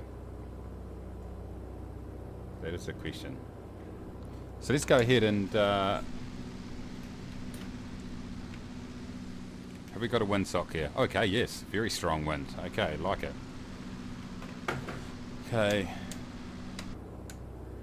Let's go ahead down here and throw on not yet. Yes, yes. Happy, that's cool. Okay.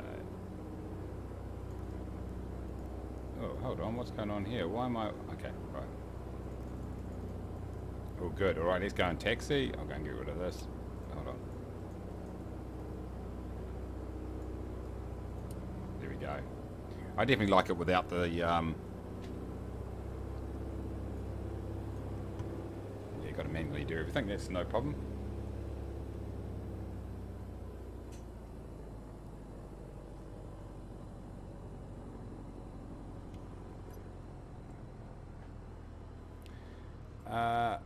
Break even, gosh. Wow. Yes, this is live. Peter says, dead Cessna. No bug after update, but it happens to me for the first time. Oh no. That sucks. Alright, just taxi down here, everybody. Nice and easily. What do you think about this aircraft? I've got to say, I really like it. Even though Alan embarrassed me by not reading the manual, I still like it. I like the fact that it's got a few quirks. It looks absolutely tremendous. It looks great. I love the fact that it's worn, so it's not like a brand new aircraft, which is great.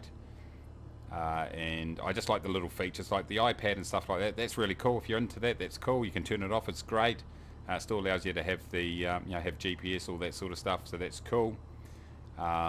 But it appears to be, from the comments in the chat, that it's modeled pretty well from a flight dynamics point of view and a realism point of view. I can't talk to too much. I flew it once about 20 years ago. And survived to tell the tale, funnily enough. Whoa. Just go. Is this another runway? Has this got two runways, have it? Is this side-by-side runway, or is that a taxiway? Oh, it's sort of got a cross runway. Cool, nice. I am taxiing way too fast here. So, yeah, I think it actually... What do you guys reckon? Love it, and love it on X-Plane. Nice. We're in Alaska now, by the way, Kiwi. Yes, yes, we are indeed. It's got 3 runways, right. Nice. So yeah, I think they've done a great job with it, really. Definitely. I would say probably the most, absolutely without doubt, the most detailed aircraft that I've flown in msfs 20 thus far. Although the fly, obviously, with the, I'm not talking about like the freeware stuff, I'm talking about payware stuff, because obviously the freeware, the fly-by-wire is pretty detailed with what the guys have done over there. They've done a really great job on that. But in terms of payware, it appears to be pretty, a pretty well-detailed aircraft. That's why the airport's so big, right. Okay, so Just Jeb says, Kodiak has the biggest US Coast Guard station of them all. There we go. I love it. I love getting information about these places we fly to. Isn't it a beauty? We should have changed the livery.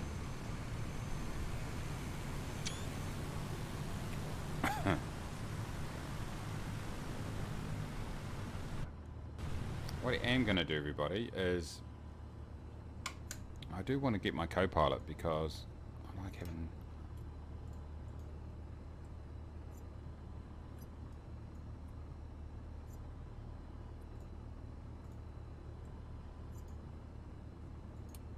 I've got all sorts of squeaks happening here because I love having the Hawaiian shirt going on. I can hear a whole lot of squeaks and stuff like that. Is everyone good to go? Alan once again is lining up on the opposite runway because, you know. Thanks, Alan. Carinado have given me a thumbs down.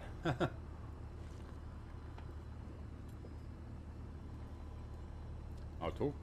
Who did that shirt, the Hawaiian shirt? I'll talk about that in 2 seconds, actually. I'll talk, because that leads into our giveaway. Yeah, remember to give the stream a thumbs up, everybody. I'm going to go ahead and do it now on my other account. Oh, you could hear me for 2 seconds there. Someone always gives me a thumbs down, which is fair enough. Because I think people come here expecting to see outstanding flying ability. It's about entertainment. It's about passion, not fashion, as the British Brigade would say over here. They're doing the turbo too, that's right, yeah. Absolutely.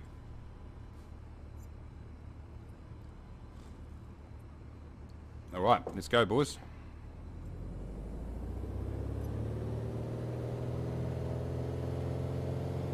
Yeah, it is. It's 66% off, that's right. If you've got this version of the Aero, then the turbo's 66% off. Okay, the Logitech pedals aren't loving this too much, to be honest, boys.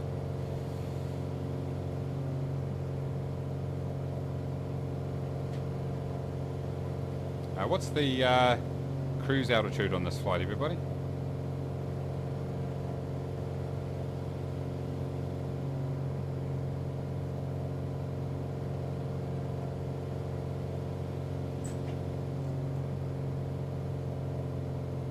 Fly up through this valley here looks like a good option.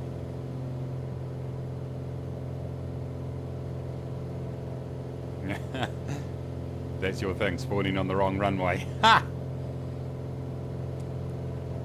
Yeah, so as Just Jeb says, it's a good point. If you have this version of the Aero, then the Turbo Aero will be 66% off, so that's a pretty sweet deal. Oh, we are bouncing like a bouncer. What sort of 5,000? Okay, so shall we go up to 5,000 then? West even though, we should probably go 6,000.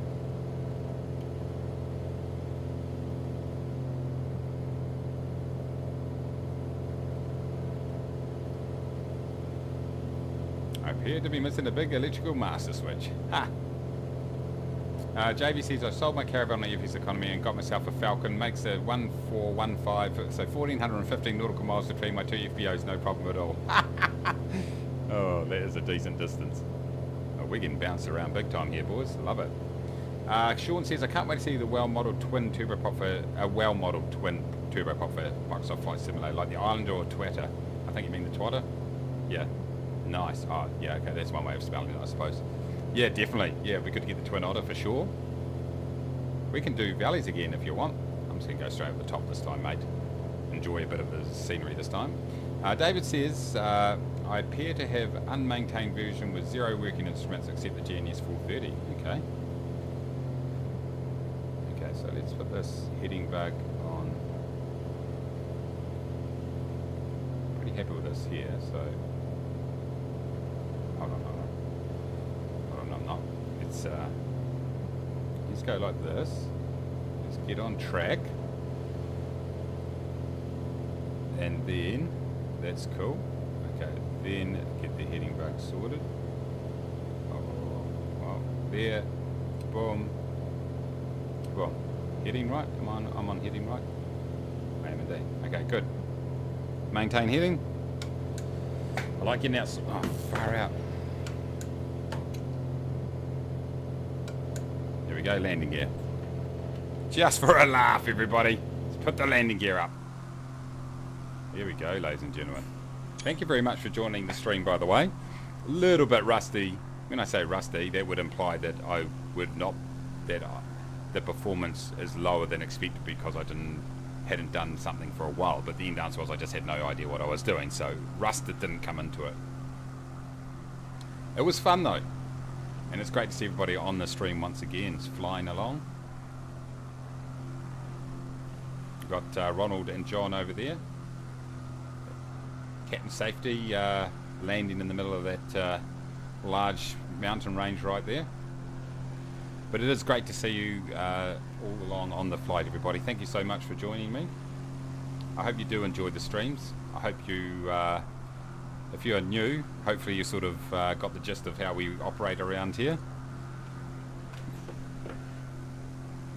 We don't take ourselves too seriously. We enjoy flying together, and that's what it's all about.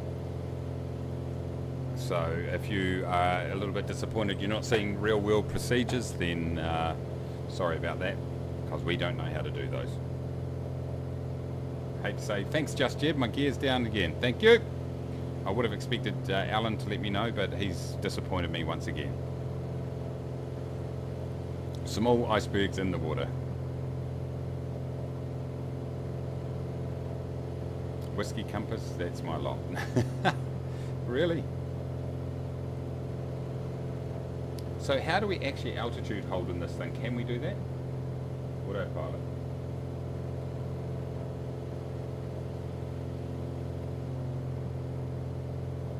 Or not?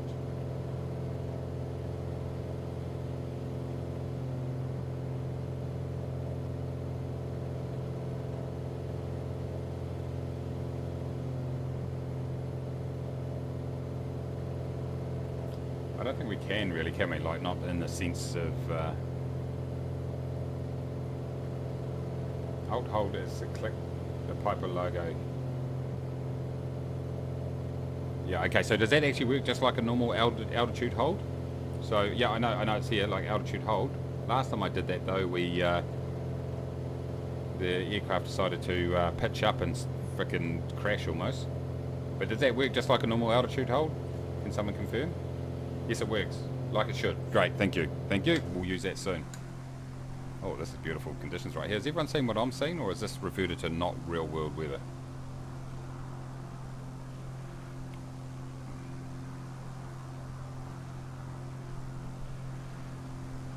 But anyway, once again, I just want to give a shout out to Just Flight because they did provide this for free. They regret that now. They definitely regret it now. When they jumped in.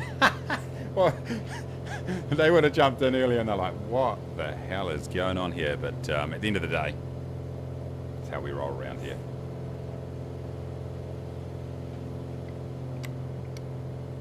This is real world Kiwi. We're in Alaska, mate. Yes. But yeah, like, thank you everybody. I do definitely appreciate you taking the time to join in, and I really enjoy these group flights. It is a lot of fun, I tell you. Okay, you got the real world weather. It's the same. Good, good, good. Wrong. Oh, hold on, I've gone past it. Here we go. Altitude hold. And it's working. You little ripper. Get in there, boy. Right, let's look at performance charts. Cruise.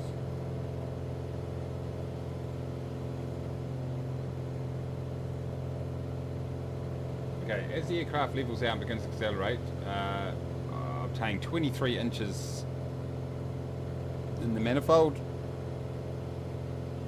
Okay, we need a little bit more there. Maintain 23 and 2200 on the revs. Not on the mixture, dickhead. Cool. It's not going to give us that. Why? Prop lever to obtain 2200 in the tachometer. Okay. It's not loving that for some reason.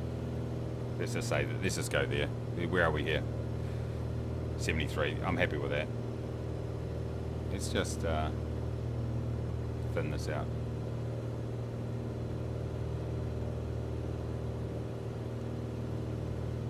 I don't know, these don't seem to be quite, it could just be the honeycomb, but I don't think they're quite as responsive as what I thought they would be. Let's go in here and just,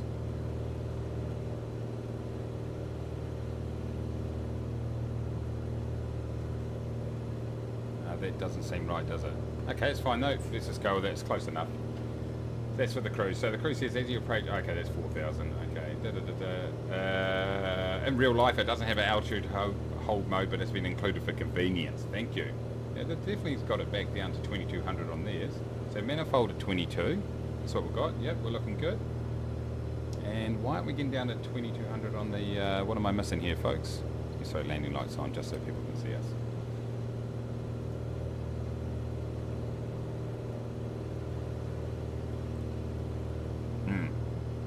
Okay, it's giving it to the autopilot to Captain Jeebus. David T, if you set the GNS 430 to GPS and then AP follow nav, it seems to work even in the absence of all other working instruments. Okay.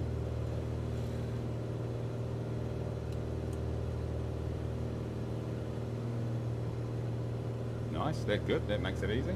It's got a little one-axis autopilot in real life. Right, okay, nice, thanks Just Yet.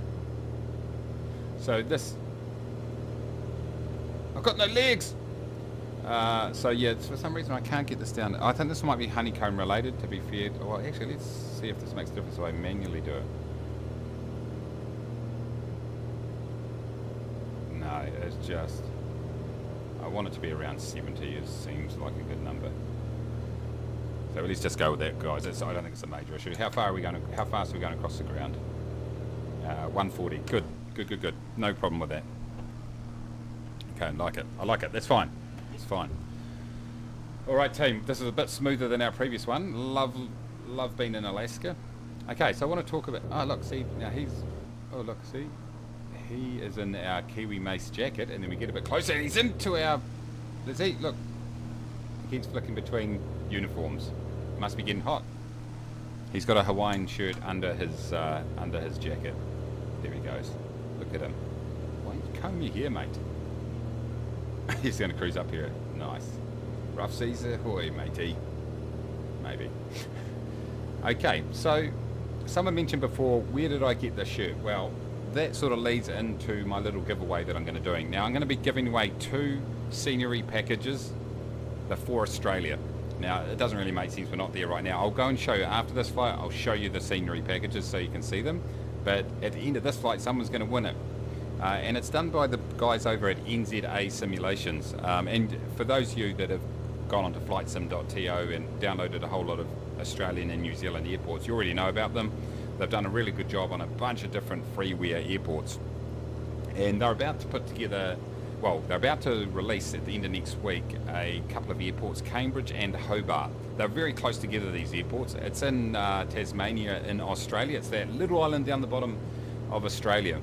And so the detailed airports and surrounding areas, and I'll show you them after this flight, but whoever guesses the right landing rate, now you've got to be on my Discord, so then I can text you the, I can organise the free, the codes and all that stuff, and I need to get them off the guys at NZA first, but it's detailed scenery around the Hobart and Cambridge area in South Australia. In Tasmania there, so we're giving away one of those in this stream, and then I'm going to give it away in the review video that I'm going to do another one, so you're going to have a couple of chances. But the guys over there have done a really fantastic job on airports, and they asked me whether I'd be happy to do a bit of a review, and they offered to give away a couple of codes for viewers, which is really cool. So whoever guesses the right landing rate in this flight will get that package, if you want it, that is. Don't enter if you don't want it. And like I say, I'll need your details in Discord, so then I can hook you up once they send them through. So just a little bit of a bonus there.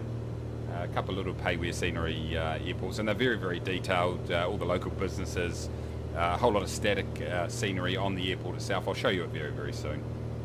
So yeah, so just a nice little giveaway from the team over there at NZA Simulations. And Reva from NZA Simulations is the guy that did my Hawaiian shirt there and did the bomber jacket and stuff like that for my pilots, my Kiwi Air pilots. So really awesome. So very, very happy that we were able to hook up a couple of viewers. So stand by for that.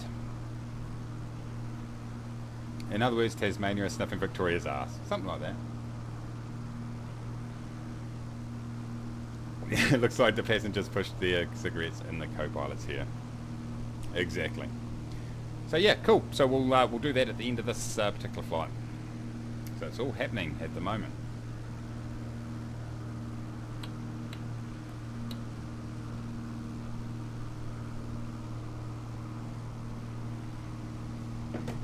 If you haven't already, ! Discord, if someone wants to throw it in there, come and join the Discord. A lot of conversation happening on a daily basis. I can hardly keep up with it, to be honest.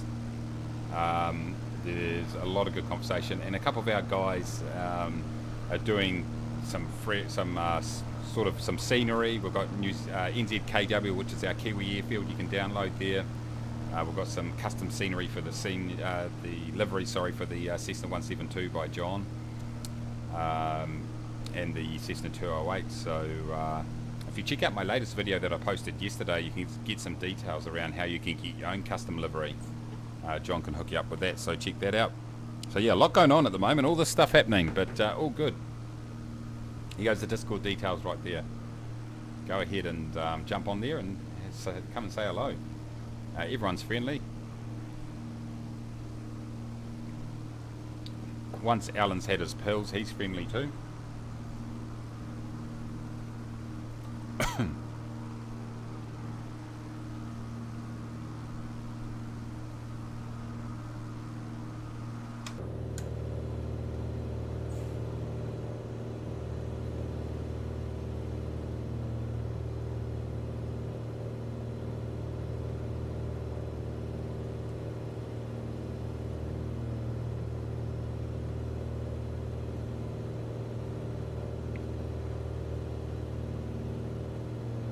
Beautiful in the back seat here.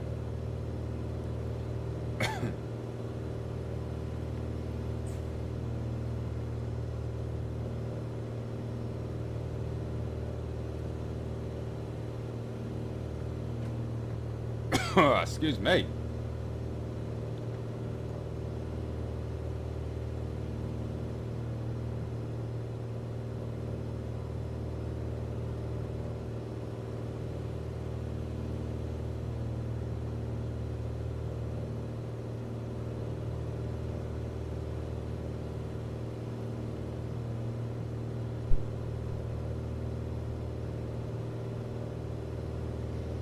You may be wondering why I look like a dwarf in this aircraft right now.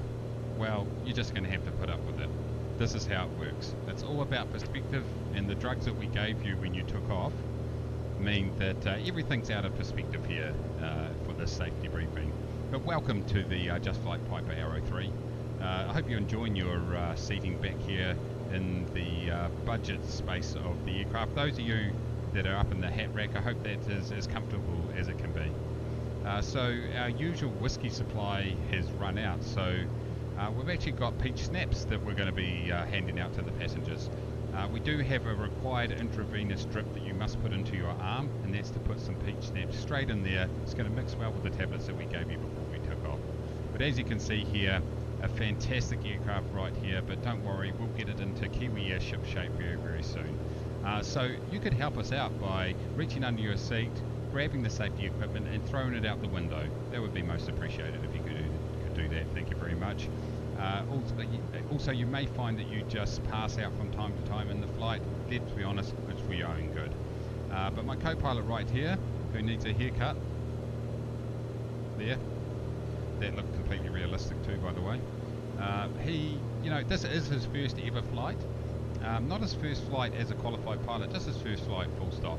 But he was driving one of the local bus routes in London, and so, you know, he had a good CV, and he gave me 15 Nespresso tabs. So of course he got the job, so capsules I should say. So a big welcome to him, and he had his own Hawaiian shirt. So I think, you know, he ticked all the boxes to be a fully qualified pilot here at Kiwi Air. But I hope you're enjoying the flight. Sit back and relax. We have put adult diapers on you because the pills and the intravenous drip might have some side effects that may not be all that pleasant. So sit back and relax and survive the flight if you can. Thank you.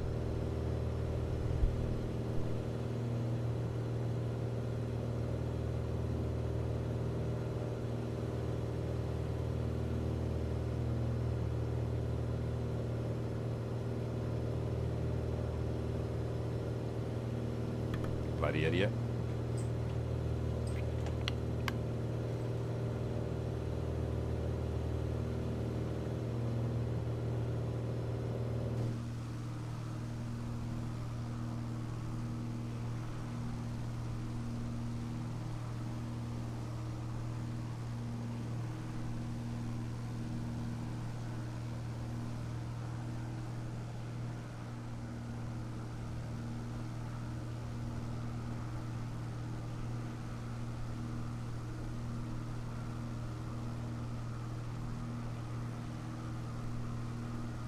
Bloody hell, got to turn mute off.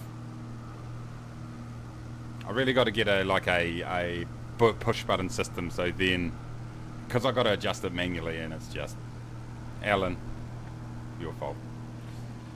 It's actually, just yet, it's actually Y-O-U apostrophe A, because I am a grammar you-know-what.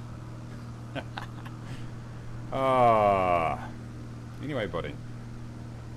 What I was saying right there is, I can't remember what I was saying, but it was frickin' prophetic, I can tell you that. Or was it pathetic? One of the two. I was just reading out your messages, actually. Is a good lake nearby you want to land at, Ronald? There you go, get into it. You're muted? Hello? No, I'm not muted now, am I? Somehow you've passed me, Kiwi. Go! Are you flying your aircraft correctly? Like me, like I always do.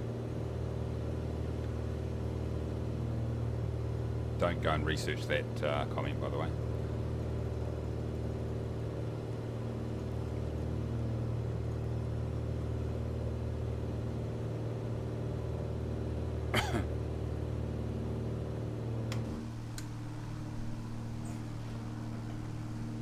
You're up above me.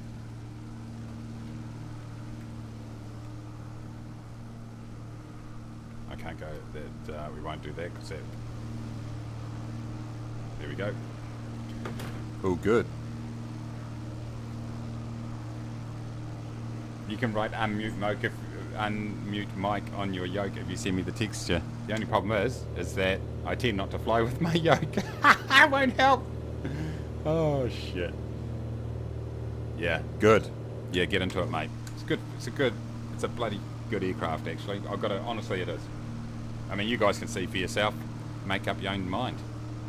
But no, I like it. It's cool. I love GA aircraft anyway, and I just like the detail on this one. It's nice. It's good. It's great. It's amazing. It's so good, man. That's all I've got to say about that. So, what was I going to say? It was absolute rubbish, let's be honest. David said you can buy mine, John. One careful owner, instruments hardly used. We've got to do the windscreen. Nice. Yeah, the windscreen. Unmute mic. Oh yeah, that's what I was going to say. I need to get like a soundboard or something where I can just, rather than, actually what I could do is just mute this one as I go out. It's not the best. It's like I'm fiddling around with OBS manually, which is the streaming software I use. What I actually need is a little button board just to be able to press it on and off as I come in and out. Or ideally, I need to figure out how I can automatically mute and unmute depending on what scene I'm on. So if I'm in this scene, then it will automatically unmute this here microphone. And if I walk out and I'm at the Kiwi airfield, it uses this one. Yeah, do you think it's too buggy? I should hold off. Okay, so the only issues I can see with the aircraft at the moment are in relation to the lights on the honeycomb. So it's honeycomb related. So as you see, none of the switches on the honeycomb are working. In fact, the key works, the ignition works, and that's about it. Apart from that, everything else appears to work. I'm not even going to try to fiddle with the autopilot on here because I just don't want to jinx it. But yeah, I think that so far the only thing I can see is number one, the honeycomb switches don't seem to work. Oh, look at this. What's going on here?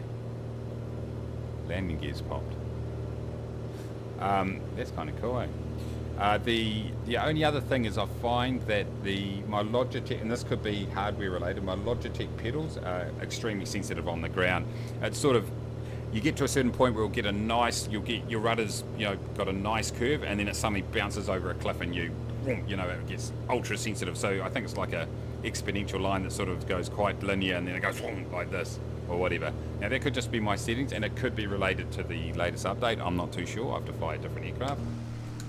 But that's the only two things so far. Apart from that, I mean, the modeling and the textures and they speak for themselves. I love having the options in here on the GPS. You've got your little pad here if this is something you want to go with. This does have quite a bit of info in here that could be helpful. So if you like that, that's cool. You see these more and more in aircraft these days. Being able to put the pilot on and off. Got to make sure you recharge your battery and refill your oils, kind of a nice little touch, and it makes it easy to very quickly put the aircraft in a certain state that you want to. You can put your static elements in there and you can go ahead and open the doors and stuff like that. So yeah, I mean, in terms of that, it's great. I like having the interactive sort of internal components. I always love this one. I love it. Hello. Stuff like that. So it's everything that you would expect in that regard. In terms of the way it flies, someone else can comment in terms of how realistic it is. Feels good. Having an issue getting my revs to the right space, but that could just be me. Let's be honest.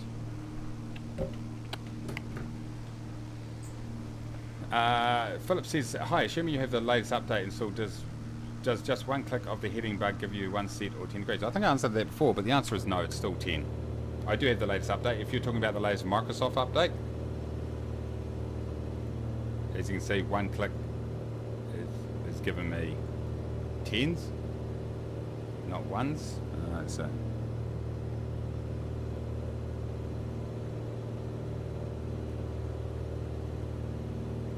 my autopilot does work, by the way, on my honeycomb right here. But however, having said that, I think that's a honeycomb issue. Hold on, what's just said we're about minus 20 right now. Like I got my pitot heat on there. Nice, thank you.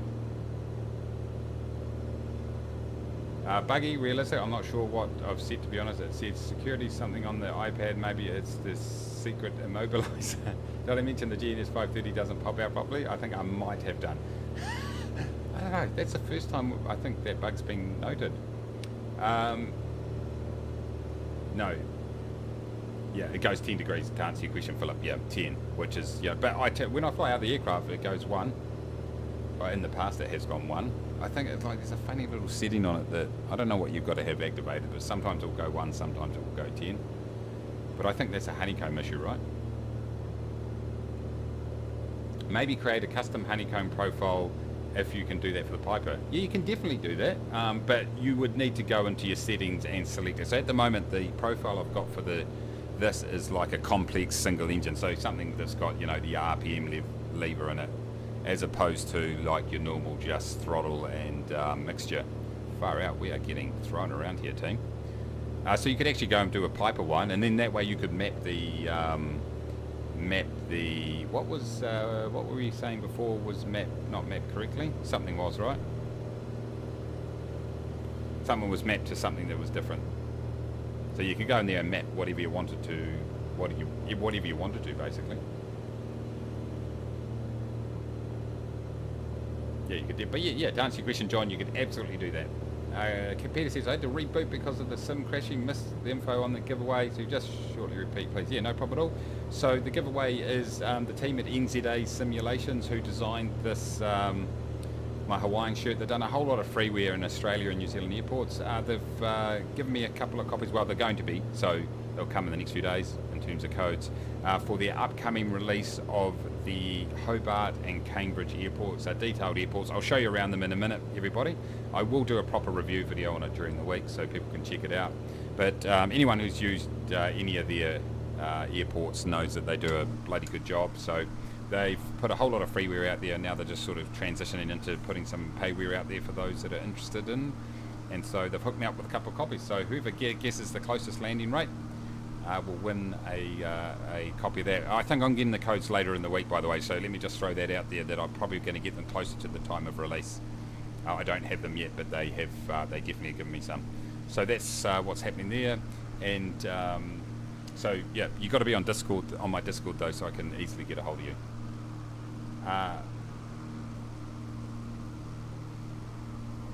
Philip says, how could it be a honeycomb issue of clicking the heading bug with the mouse? Because the honeycomb's plugged into the system and there's like a control conflict or something. Someone else might be able to answer exactly why that's happened, but it's a known issue that with your honeycomb plugged in, that can cause that issue. Are you doing another flight of this one? Yep. We'll do another flight after this. It happens to be on the TBM&C 182. Okay, yeah. It's a known issue.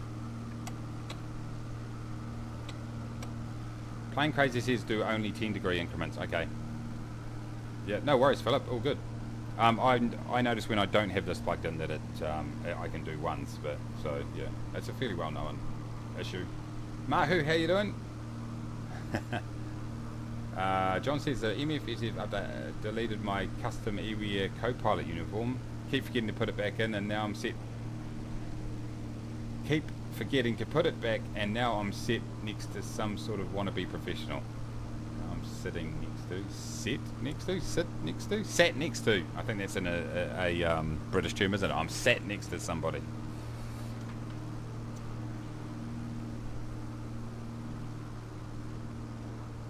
Beautiful. The snow's starting to melt here, everybody. Mahu says today did a 7.5 hour flight, London Heathrow to Toronto in the A350. Nice. It's a decent bloody flight, that's for sure. How far have we got? Oh gee, we've only got 11 nautical miles, team. We probably should think about bloody descending here. Holy moly.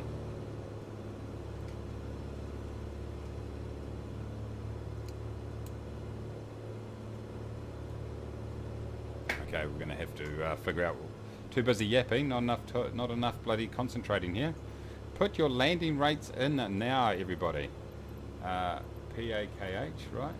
What's happening on the weather? Here, let me put it in here. Start.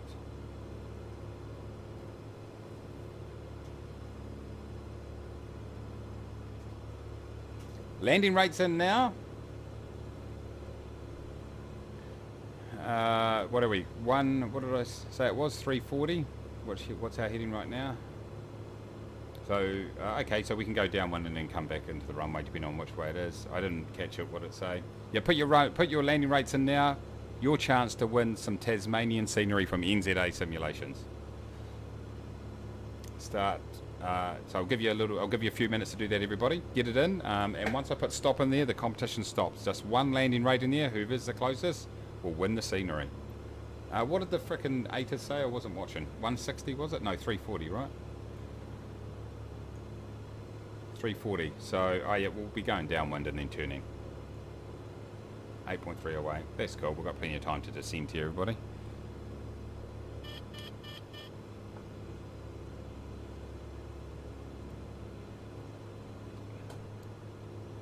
Too busy yapping. Which way are we landing? Well, was it 340? So I'm going to be going downwind and then back. AQH. Oh no. There we go.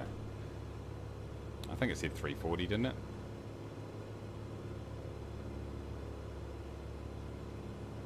Okay guys, 30 more seconds to get your landing rate guess in. This is for a chance to win NZA Simulations Hobart and Cambridge scenery. Get in there now, boys. I don't know. I can't see. I think it's at 340. I'm going downwind and then going to land up on runway. Look like runway 06 or something like that. Looking at the VFR map. I mean, it's pretty much. I mean, the wind's coming from here. See, the wind's almost coming. We could land. To be honest, I think we could probably land straight in. It's 340, right? Let's see, 340. Wind's coming in from here. I think we could almost land whatever way.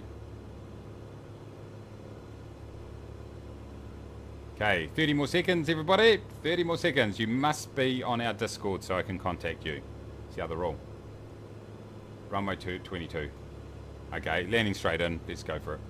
Okay, landing rate competition just about over.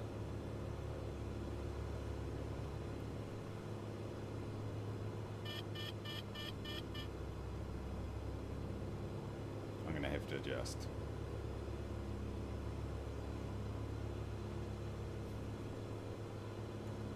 Okay, thank you for your guesses, everybody. Good luck.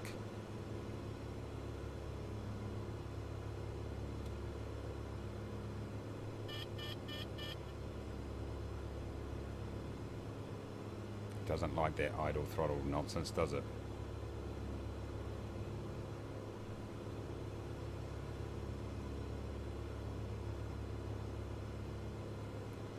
All right, boys. And girls. Equal opportunity abuse around here. We're dropping some decent altitude right here. I think we're going to be completely fine.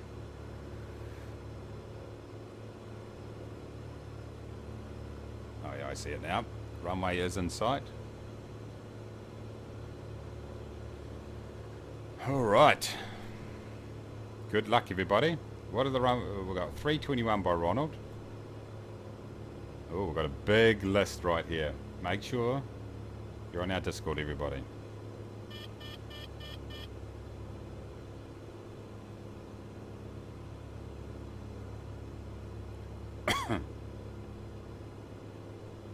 See if we can grease this monkey.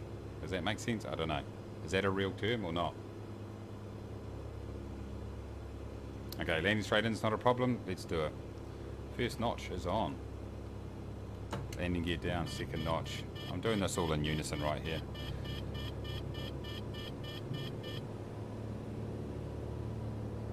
Looking to trim to 75. Let's get some more flaps in here just to help the situation. Alright, let's butter this. Let's butter the bread! A little bit fast. Let's just... Not too bad. This is a beautiful approach, everybody. So after this, we'll take a quick look at the scenery. And then perhaps we will depart out of the scenery. How about that? We'll do a short flight in Tasmania, might be the go. That will work nicely, in fact.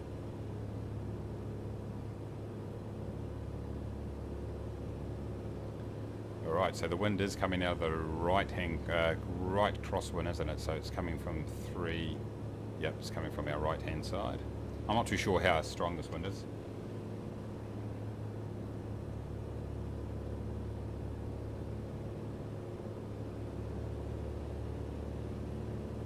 Beautiful. Hope you're having a great bloody day, everybody, by the way. Nothing like getting up on a Saturday morning here in New Zealand and getting out and having a bit of a fly around. Definitely a highlight of my week, which shows what a sad individual I am. No, just joking. No, I am a sad individual, but you know, a little bit slow here, team. Need to nose down and get this up. Okay, we've come in pretty shallow here, which is good. This will help us. 3 greens. Yep. That was not the time to start checking for that. Let's get rid of this. Ooh, this runway's a bumpy little bugger, isn't it?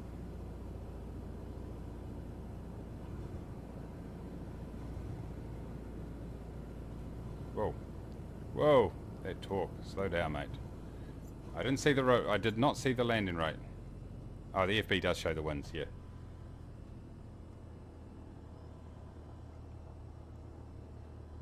"61 feet. Mahu's close. He's 5 away. Alan is 5 away. Is anyone closer than those two? Oh, they're exactly the same away. Alan is 5 away and Mahu is 5 away. Anyone else? 60, what was it? 61, right? Do a minus 66 or give or take 2. Ronald. Oh. Oh, what do we do? What do we do? Where's the terminal around here, team? I wasn't watching. Let's park up over here, will do. Close enough.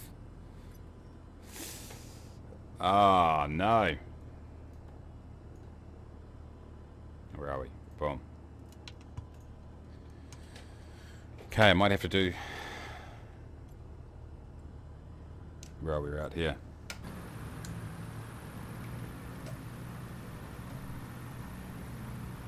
Both Alan and Mahu are tied. We need to do a tiebreaker, everybody. Oh, you're at the other end. Oh, he's saying... Alan's saying Mahu can have it.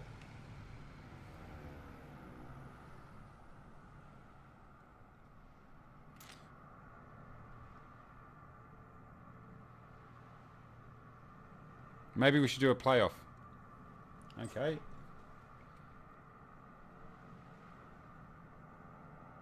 Okay, well, if you're happy with that, Alan, you get to choose the next... Oh, no, you can't choose the next flight because I'm choosing the next flight. Sorry, you get nothing, Alan. That's what you get for being a poor performer. Alan very graciously has given it to Mahu. What a legend. What an absolute legend. Oh, look, you guys are landing over in the water over here in your little... Are you in the cry or something like that, is it? What a legend. Big shout out to Alan. I don't care what everyone else says about him. He's alright. He is alright. What a legend.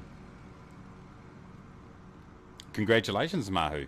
You win the NZA Simulations Tasmania, Hobart and Cambridge airports. And I'm going to show you them very, very soon, everybody. We're going to fly out of them. So let me just go and set up a flight here, everybody. Good. That was an excellent flight, by the way. That was an excellent flight. Okay. So this is going to be the last flight of the day, everybody. Most probably. It might not be. You never know. That's what you call a teaser right there, everybody. I'll continue to fly the Just Flight. Let's go. No, we're going to go to Tasmania so I can show you Turkey's what it's all about. Why? We're going to fly out of Hobart.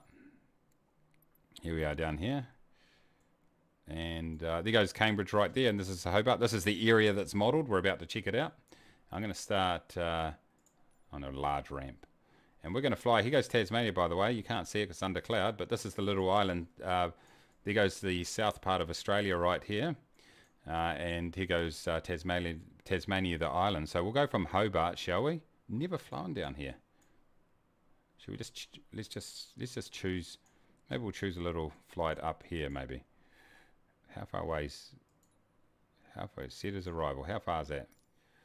60 nautical miles. How about that? That worked well. So our flight is going to be YMHB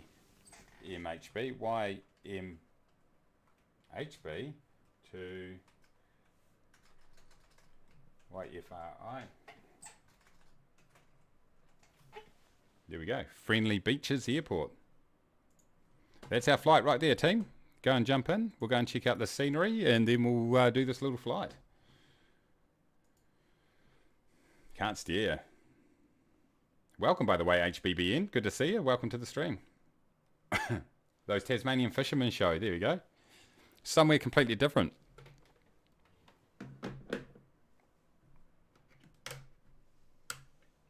Hey, Captain Safety. Thank you for dropping in. As usual, my bribe will be in the mail to ensure that we get our appropriate safety rating. So I assume that arrangement's still in place. Shh. So good to see you though. Thank you very much. Thank you for your recommendations on our safety procedures, which we have adhered to 100%. This is the new scenery right here. This aircraft right here. No, it's not. We're about to go into it. Yes, this is the scenery. This is just a bit of a sneak peek, everybody. I noticed at the end of last stream there it was getting a little bit choppy, so let's hope we don't get the choppity chops, i.e. lag. We'll see how we go. Hopefully it's all good. Mahu's going to install MSF now. So you're going to use it, Mahu, though? Are you definitely going to use it? Hopefully you will. What did we learn from that flight, Mace? Pretty much I'm probably one of the top 10 pilots in the world. I think that's pretty obvious. That's what I learned.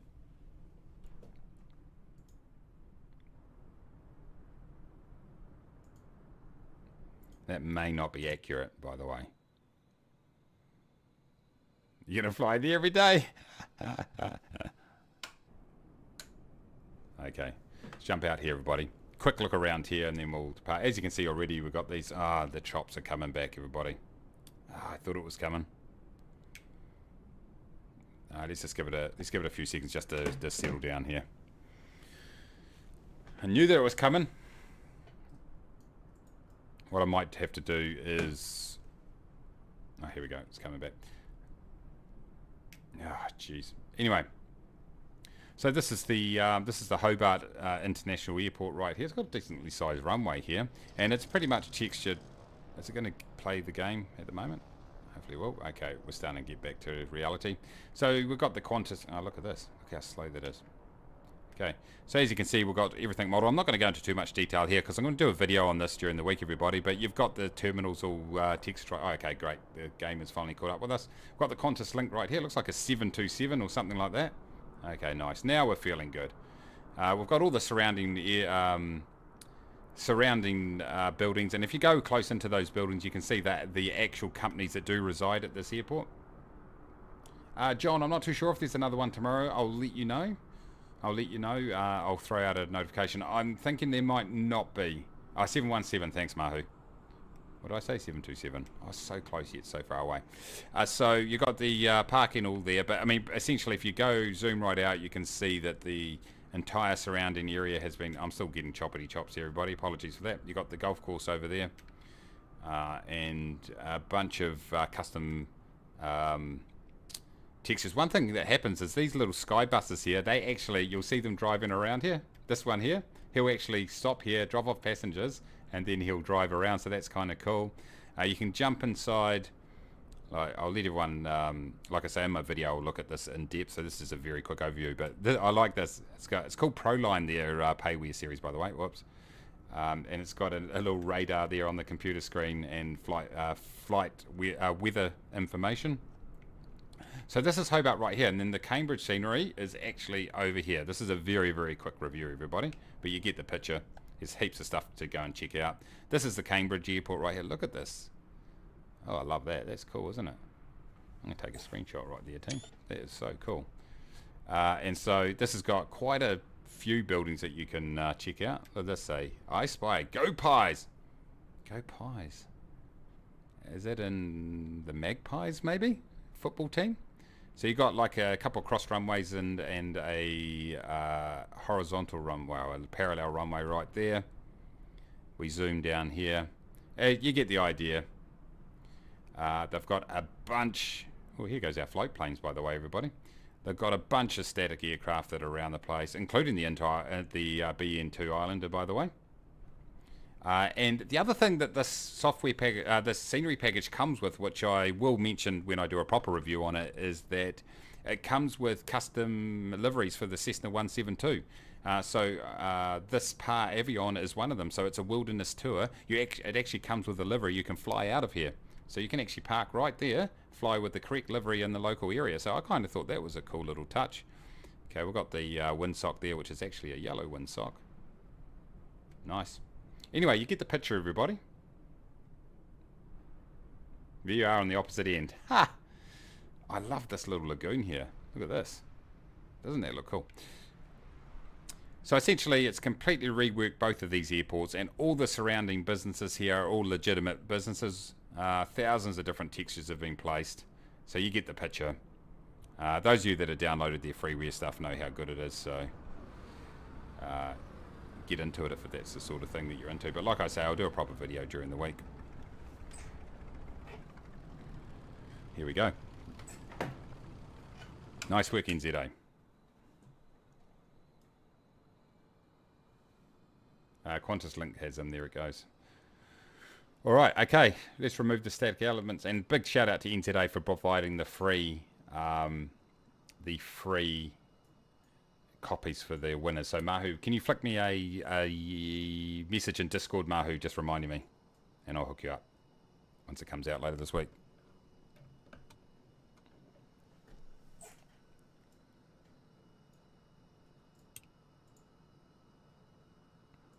All right, there we go, everybody. It's okay,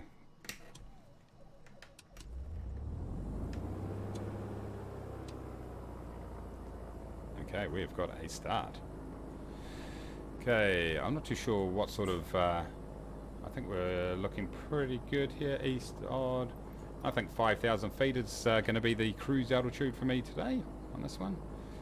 Let's go ahead, turn on this. Pitot can go on, fuel pump can go on. Good, good, good, good. I'm happy with that. It's all looking good. All right, everybody.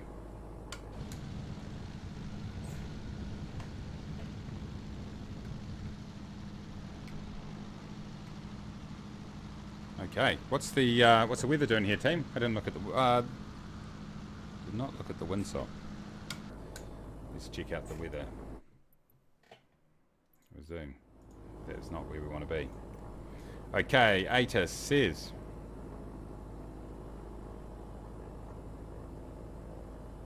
3:45 at 22.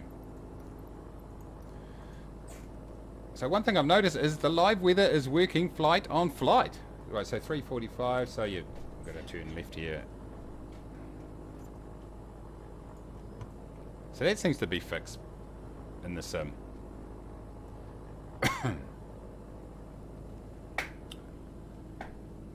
That's pretty sweet, because that was annoying where the real world weather would reset after every flight to like a preset.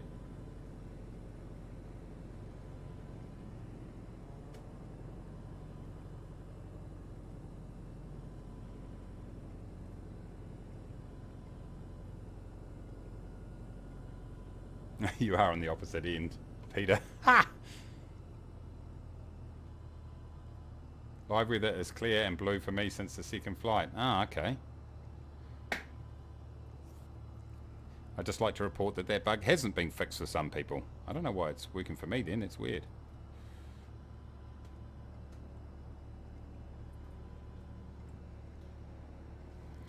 Okay, team. Let's throw our landing lights on, everybody.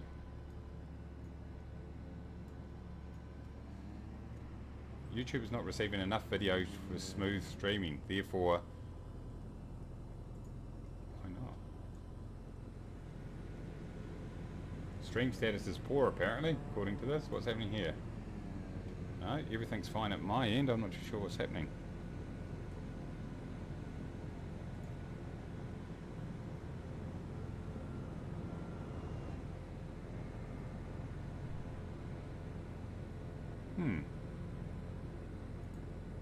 Are we getting buffering? Are people getting buffering?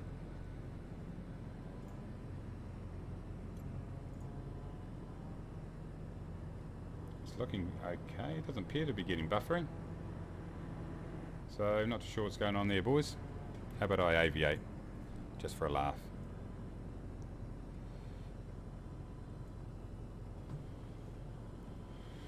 Okay. How about I slow down?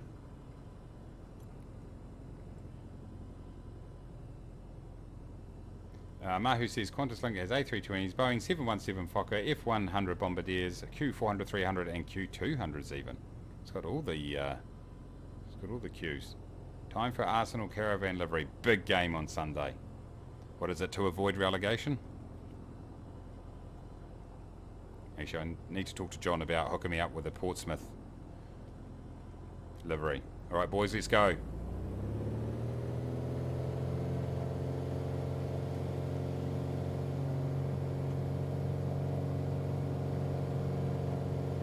Oh, yeah, the rudder sensitivity is definitely an issue. It's quite tricky. Quite tricky. There we go, close enough. Close enough, team. Says the pause fifth fan. Hey. Hey, hey, hey, hey. Oh, you gotta laugh. You got to laugh, team.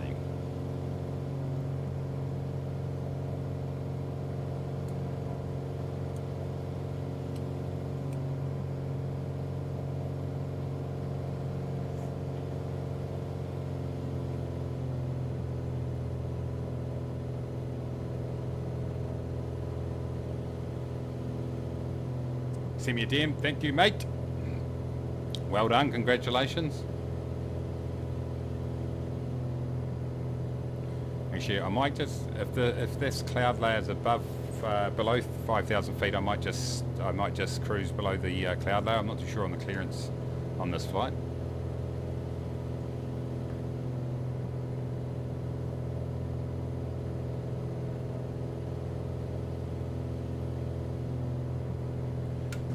Anyway, here, oh, Mace, fucking, I mean, I did not say that word.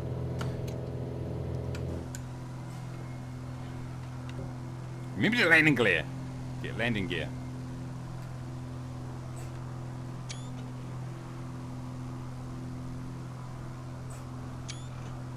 Beautiful. Thank you. That's why you guys are my co-pilot. I always forget. Sorry, you've been without my humour and wit. I'm working while watching. Oh, yes, yes. No, thanks for the apology. You've been forgiven. Luckily, you're back to provide it. It looks okay. Ignore it. Yeah, exactly. Hi, but how you going, mate? Good to see you. Welcome, welcome, welcome. What sort of clearance do we need on this trip, everybody? I'd say 2,000 feet is probably going to be enough, so... Where are we now? We're at coming up 2,000, so maybe I'll go 3.5 on the cruise. If I can get to 5, it'll be good. No, it looks good. Frame rate rise. Oh, right. Okay. Yeah, it's right. I'm hearing you. Yeah, it's come back to normal now. By the way.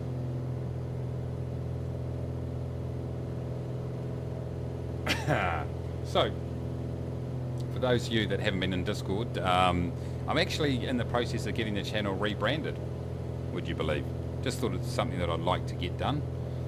So hopefully I'll have that towards sort of the middle of this week. So I'm getting a new logo. So the new way, like stream starting screens. That's a mouthful. Just cleaning things up just a touch. Just to make things a little bit more professional. Also the alerts that pop up, looking to get a few of those. And what I'll also be doing in the next week or so is looking to get some, okay, this isn't working for me, getting some custom emotes and potentially look to open up the membership function here on YouTube so you can become a member of Kiwi Air, so to speak, and have custom emotes and ranks and all that sort of stuff. So just sort of working through that aspect of it, but the first thing will be the rebrand.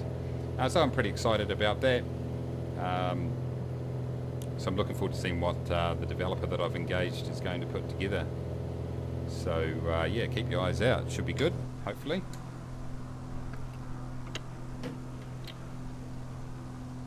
Make a change from branding sheep.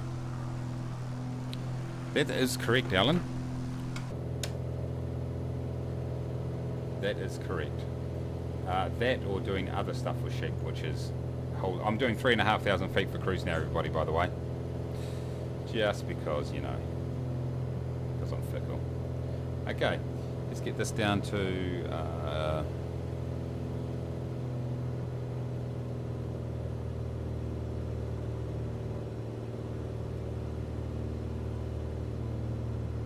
that's all good for us. Nice, looking good, everybody. 3 to 3.5 should do the trick. Yeah, nice. Thank you. Keith says you've got a great quote on your Kiwi Airport tour. The best part of aviation is there is no rules. Yes, exactly.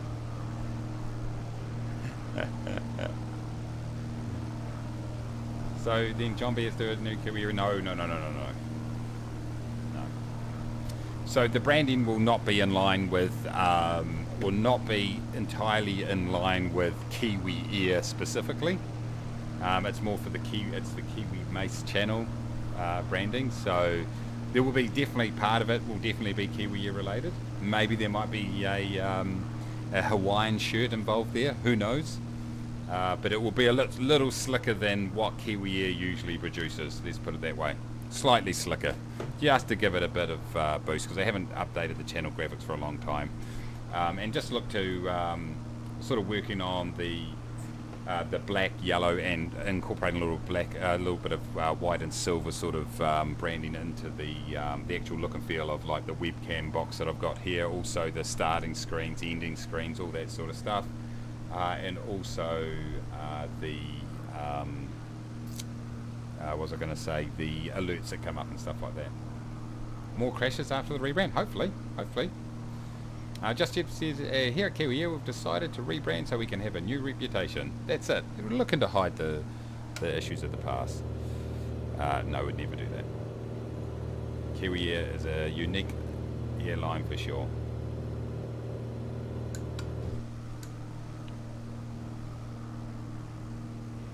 Good morning from Malaysia, Space Parak. How you going? Good to see you. 4:44 a.m. Nice. Welcome to the stream. Make sure you pay the entry fee on the way in. The entry fee is 0, so hopefully that works for you. I do like the Australian scenery. I say this almost everywhere we fly, but you definitely can tell you're in Australia. You're sort of getting that red sand coming through, and just the vegetation. Love it. That's my personal opinion. I could be wrong. So yeah, I'm really looking forward to the rebrand. It's going to be something a little bit different. But just going to bring a bit of consistency across the look and feel of the stream. We will still fly like a complete amateur, so don't worry about that. Peter says, for the membership I can afford to wash the planes and take out the trash from time to time. Hopefully we can have some arrangement there. Hey, I've done that several times when trying to bolt out of a restaurant and not paying, so yeah, I'm on your wave level. Sim UK loves the Piper. Sim UK, how you going, mate? Mate, you don't see me when I comment and like on your videos because I use my other account, but I just watched your last 2 videos, mate, on TSW2, and I loved it. That last one was a little bit cringy, wasn't it, mate? It was a little bit cringy. Well done, though, mate. You are the investigative reporter of the internet. You've downloaded already 1.8 gigs. Nice. I'm really well, thanks, Sim. All you guys have probably know Sim UK. You got to go and subscribe to his channel. And he does not even charge self-respect like I do.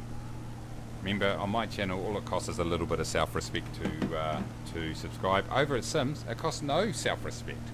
That's a bargain. However, it does cost $800, cash only. So, yeah, a couple of cool little videos that Sim's put together, just a little bit edgy and not controversial, just freaking telling it like it is. I like it. About Train Sim World, and which is a game I really enjoy playing, by the way. I do enjoy it.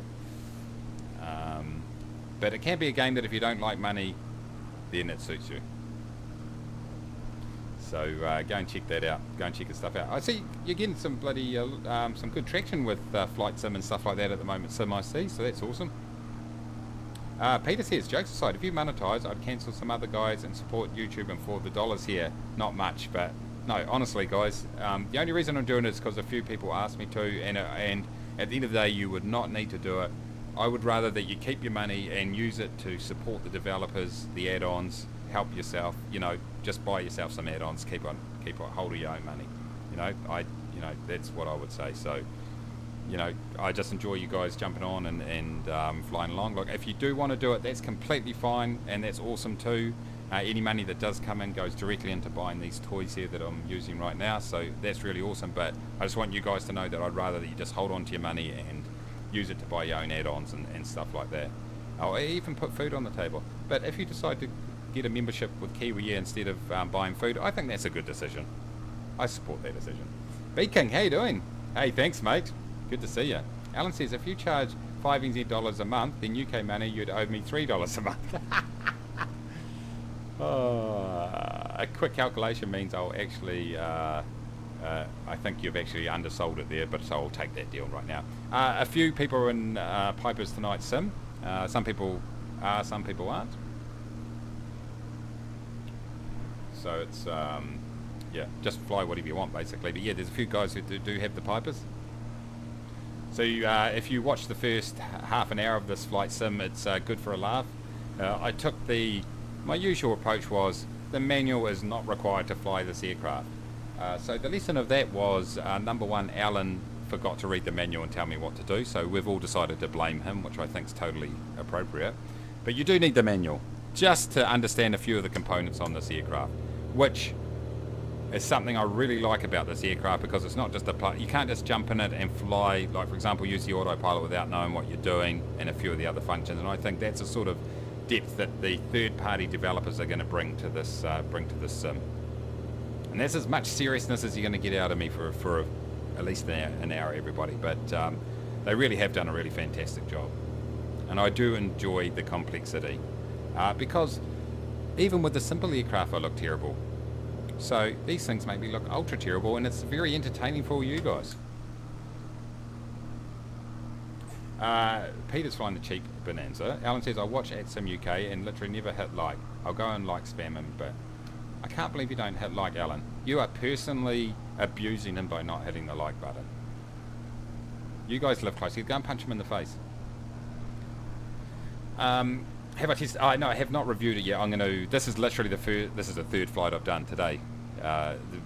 When we jumped into it this morning, that was the very first time I had a chance to really get into it. So I'm going to do a proper review video this week. But the end answer is I think it's an excellent aircraft. It does have a couple of little bugs. It doesn't.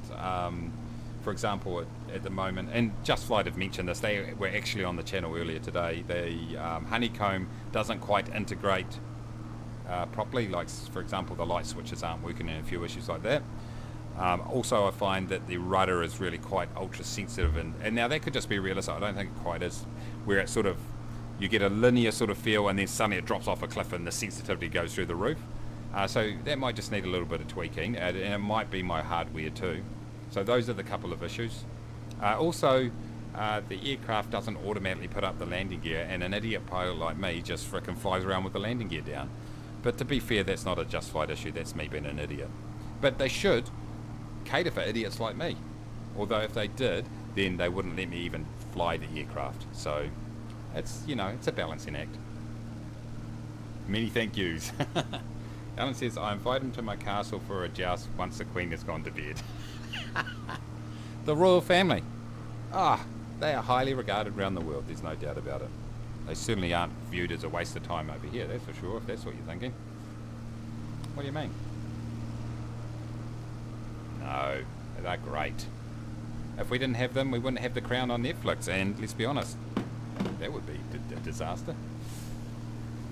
Just Jeb says I'm nearly halfway there. Are you in the F-15, mate?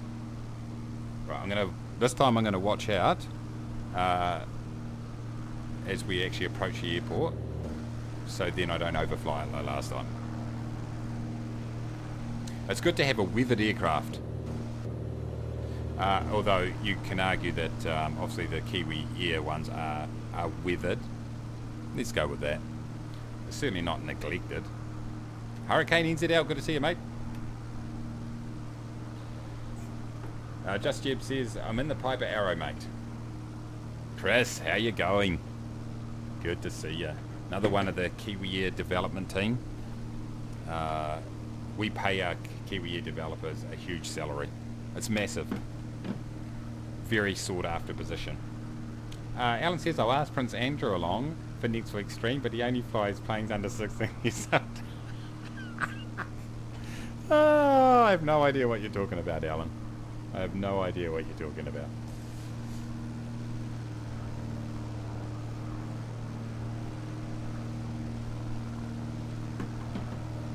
But anyway, so Mike, that is, you've been putting out some quality content lately, by the way.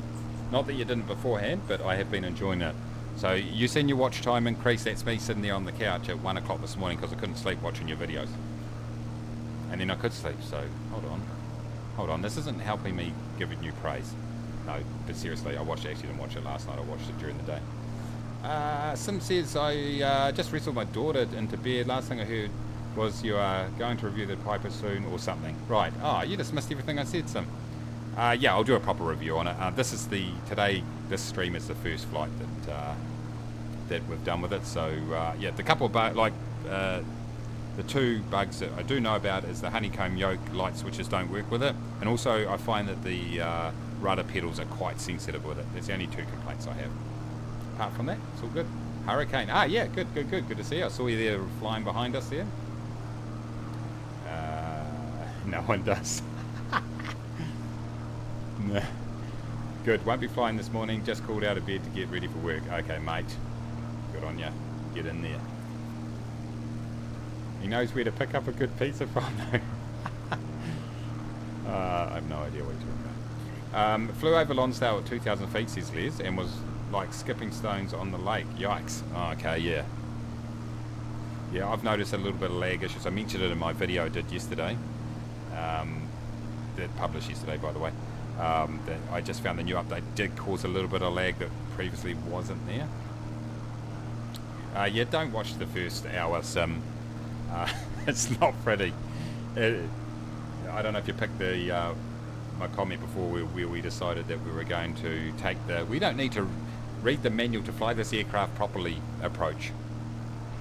That was not a good approach, and it was a little bit disastrous, although due to my outstanding piloting skills, which I've displayed on several occasions, I managed to pull us out of the spin and stall and recover the aircraft. Just like we were on the stream at the time too, by the way. And they would have been like, what the hell is going on here, boys? Clearly they don't watch streams enough to know it's all about passion, not fashion. David T. Pizza Express has lost its royal seal of approval. I have no idea what you're talking about. So hopefully the sleeping pills will wear off for our passengers just in time for arrival. So they'll look out the front windscreen just to see the ground approaching at 500 knots. So that's going to be a bit of a shock for them, isn't it? Ha! It's going to be better than Disneyland.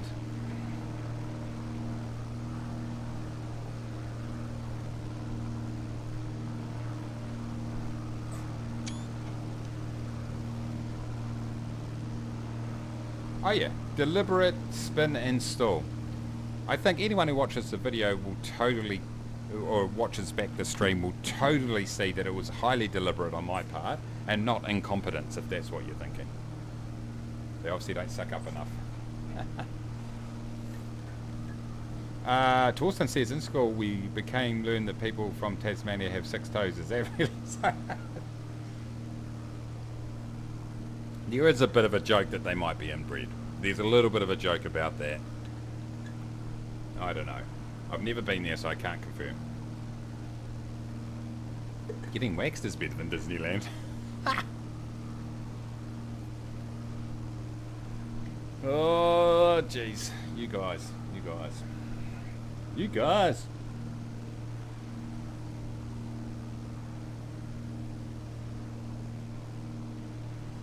Mahu says, so I got my biology exam. What do you think I got? I'm going to go with syphilis. What does everyone else think? That's just my guess.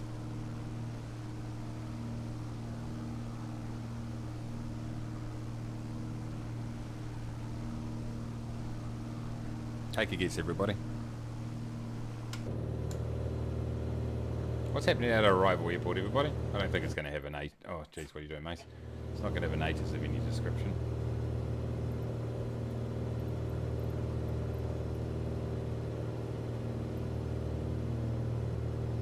No, it doesn't. A dead rat, the mark, AIDS, or you got the scenery. B. Scabies? 90. There we go. So people are actually trying to guess the mark. 49.7.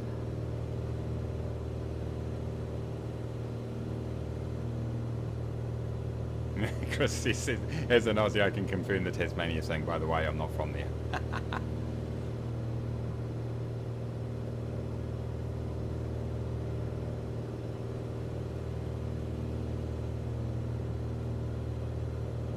76. There you go. That's the actual answer, everybody. I thought you said your doctor's results, but okay, you actually mean your biology result. Okay, sorry, I misunderstood you there, mate. Well done. Well done. Yeah, the pass mark was 80. Oh.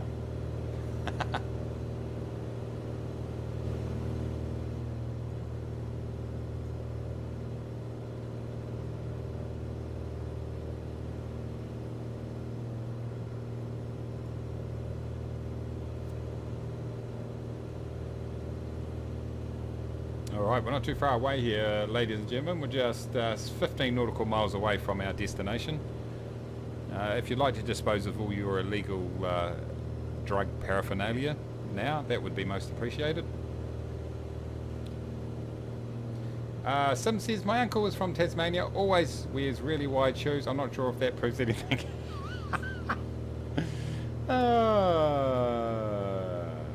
If it's over 1,000, welcome to Kiwi Year. If it's out of 1,000, yeah. 100.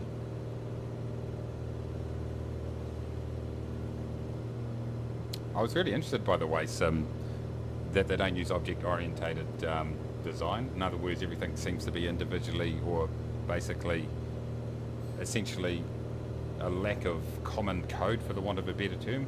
So, which means having to update, it appears, everything individually, as opposed to change one variable to change everything. I assume that's sort of where you were going with that. That sounds interesting, doesn't it? Oh, there we go. Deportation. Coming in with the big tin. As opposed to our passengers who boarded with some tinnies. Okay, so what are we... been telling them for years, yeah. Interesting, really interesting. I actually really liked the game, by the way. It's fun. But yeah, interesting. What's the weather doing up here, team? Should we just go straight in? What do you reckon? If in doubt, straight in. Let's. I should get John to do me a Pompey livery. Yeah, a livery. You'd be able to sing faster than ever. That's my. It's not very funny, Alan. Response. It might be correct. Yeah, we've lost. I mean, jeez, we're having an absolute shocker. I tell you what cracks me up. Football fans in England are so funny. Like, you lose one game, it's like, manager, get rid of the manager. The manager sucks. Like, since I've been a Pompey fan, every manager's sucked. Whether we've got promoted, no matter what, every manager sucks. Ha! That does not seem like a good job. Okay, here we go, team. I'm just sending in here. FOG. Roger that. Fog. Sim talking about TSW. I love it, but for the bugs, short routes, overpriced, and poorly designed routes, etc. could be incredible. Yeah, they've missed a bit of a trick on it, haven't they? And I think there's like a really strong sentiment in the gaming community, you know, around DLC, around early access and uncompleted games where you get part of the game and have to pay for what should be in the full game. You know, obviously loot boxes, stuff like that. There's a real sort of, I think, I get the feeling communities are kind of starting to get over it a bit, the gaming community. Now, they're not the only ones, by the way. Some said, footy used to be two towns beating the living daylights out of each other. Nothing has changed. No, exactly. Oh, this is foggy. You were not wrong, everybody. What's the wind doing?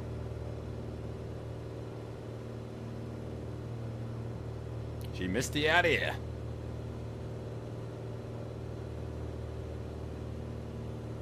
I think that if in doubt, just go straight in. Shouldn't be a problem. Keith said, yeah, I went to a ride and a football game broke out. It can happen sometimes. Hopefully the police stepped in and made sure that football game was brought under control really quickly. 20 knot tailwind. Let's do it, everybody. Let's do it. The challenge accepted. What do the runways look like here, team? Yeah, is it a grass runway? Whatever. She'll be right. The wind is blowing. Okay.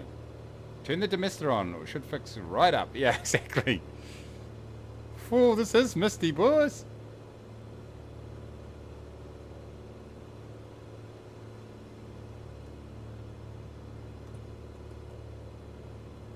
Which way are the runways? Can anyone let me know? Anyone let me know what are the direction of the runways? Dot, how you doing? Neofly massive multiplayer system, same as FS economy? No, it's not. No, you can kind of see other players. I think on the map, can you? I can't remember. But no, it's not. No, it's not like that. It's not like that. No worries, Doc. Good to see you. Ah, right. Oh, you can drop out. It's completely fine. Drop in and out as much as you like, mate. It's your time. You can do whatever you want. East-west, is it? Okay. This is foggy in here, team.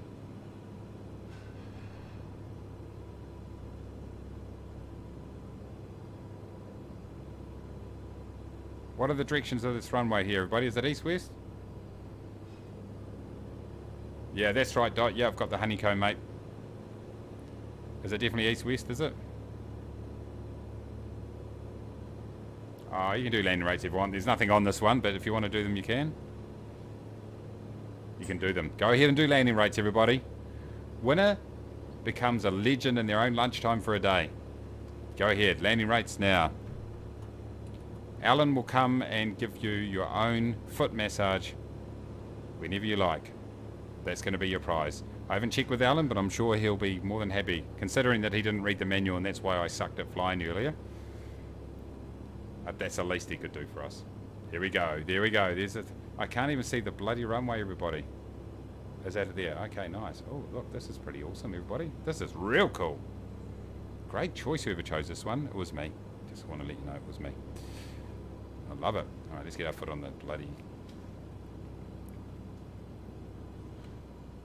We need to drop out of the sky a little bit here. Oh, this is a very cool looking runway. Getting a little bit slow here, team. And I'm not talking about my... Whoa, look at this, boys! We are crabbing. Is it a tailwind? We are crabbing. Look at the...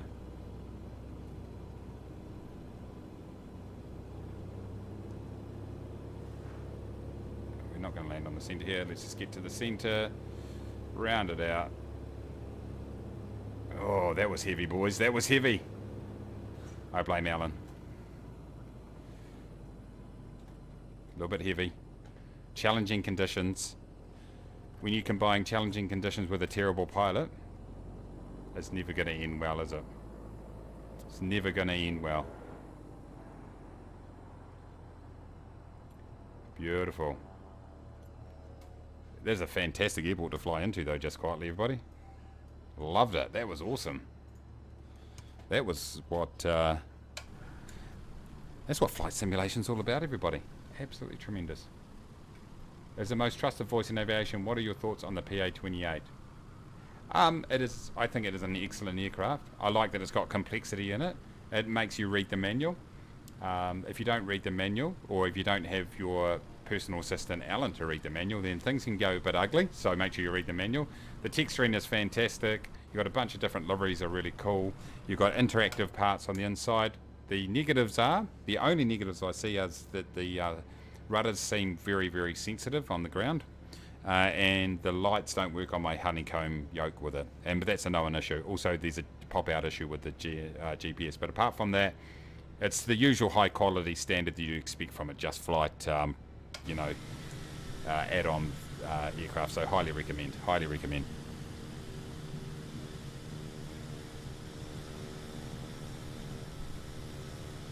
This is a fantastic little airport, everybody. All right, we are just about done and dusted, everybody. So what I might do, everybody, is I'll meet you back. I'll meet you back at Kiwi Air headquarters. Let's summarise what's been going on, shall we? I just turned my monitor off now. I can't see what's going on. What am I doing, Mace? I think I just unplugged it. Relax.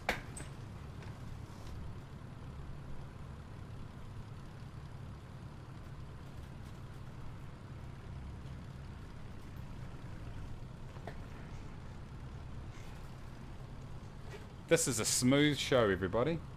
There we go. It's plugged back in. Oh, the Goshawk, nice. How am I liking my honeycomb? It's awesome. No, it's been going awesome. The throttle quadrant and the yoke, absolutely brilliant. Anyway, team, let's meet you back at the Kiwi Air HQ, and let's debrief exactly what's happened today, what we've learned, and what's going to be happening.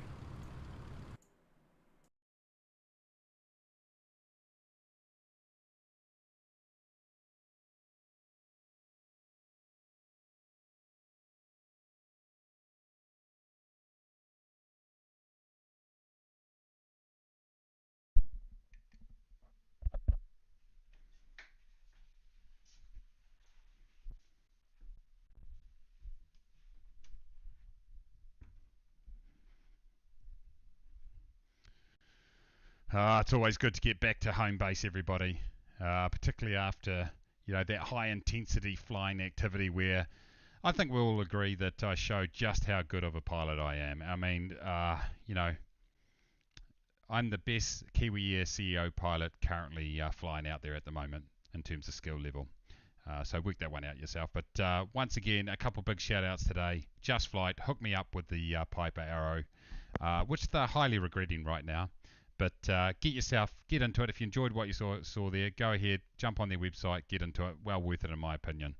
Also, NZA Simulations, thank you very much for giving away the Tasmania bundle there. We've got Cambridge and Hobart, and I will be doing a review in the week and giving away another copy of that. So thank you to those guys. But thank you to you, everybody, for jumping on board and putting up with my absolute drivel for the last three or so hours. It's a lot of fun, I've got to say. It's always good getting up there, doing a few multiplayer flights. So don't know if we'll be on tomorrow at this point. I might have a sleep in because I need my beauty sleep, which means I need probably 3 to 6 years minimum to have any impact whatsoever. But we will be putting a few videos out this week. I will be doing a review on the Piper, and I will be doing a review on the Hobart stuff so we can get a good look at it. So if you're interested in that, go and check it out. If you've got any complaints, Alan is our complaints officer. And we chose him as our complaints officer because he's usually the reason things go wrong. And now we haven't looked into that closely, and we don't have any evidence, but we did have a team vote and just decided that Alan was pretty much the issue. So Alan, get your act together, mate. Get your act together. I do have to say though, he's provided some coffee for the team. He provided 22 Nespresso capsules after the last the Piper manual incident, and so we've let him stick around. So thank you to Alan on that. He does get Employee of the Day, but that does not absolve him from all the issues that have been going on. So Alan, come on, mate, pick your game up. The rest of the team are relying on you. But anyway, everybody, that's enough from me today. I hope you did enjoy it. Hit the like button down below. There. And subscribe if you're new. It costs nothing at all except just a little bit of self-respect. As you can see, we've got no self-respect whatsoever. So you got to, how about you give up some? Come on, what are you doing for the team? Like I said, hopefully during the week I'll be rebranded. And so that's going to be emotional to say the least. Go Team New Zealand in the America's Cup. Go Team Ineos, the British entry. No, that's right, they're gone. They're long gone. They sucked. So bad luck to you. Just another failure from Britain, really. So, hey, what do you say? Just happens. Alan, if you could sort that out too, that'd be great. Thank you. Anyway, buddy, thank you. I do appreciate it. It was a heck of a lot of fun. And stay tuned for some more outstanding quality content. Not from me, just go onto YouTube and search. There's heaps of good quality content on there. So thank you very much. Take it easy. Don't be an idiot. And don't eat yellow snow. Thank you very much.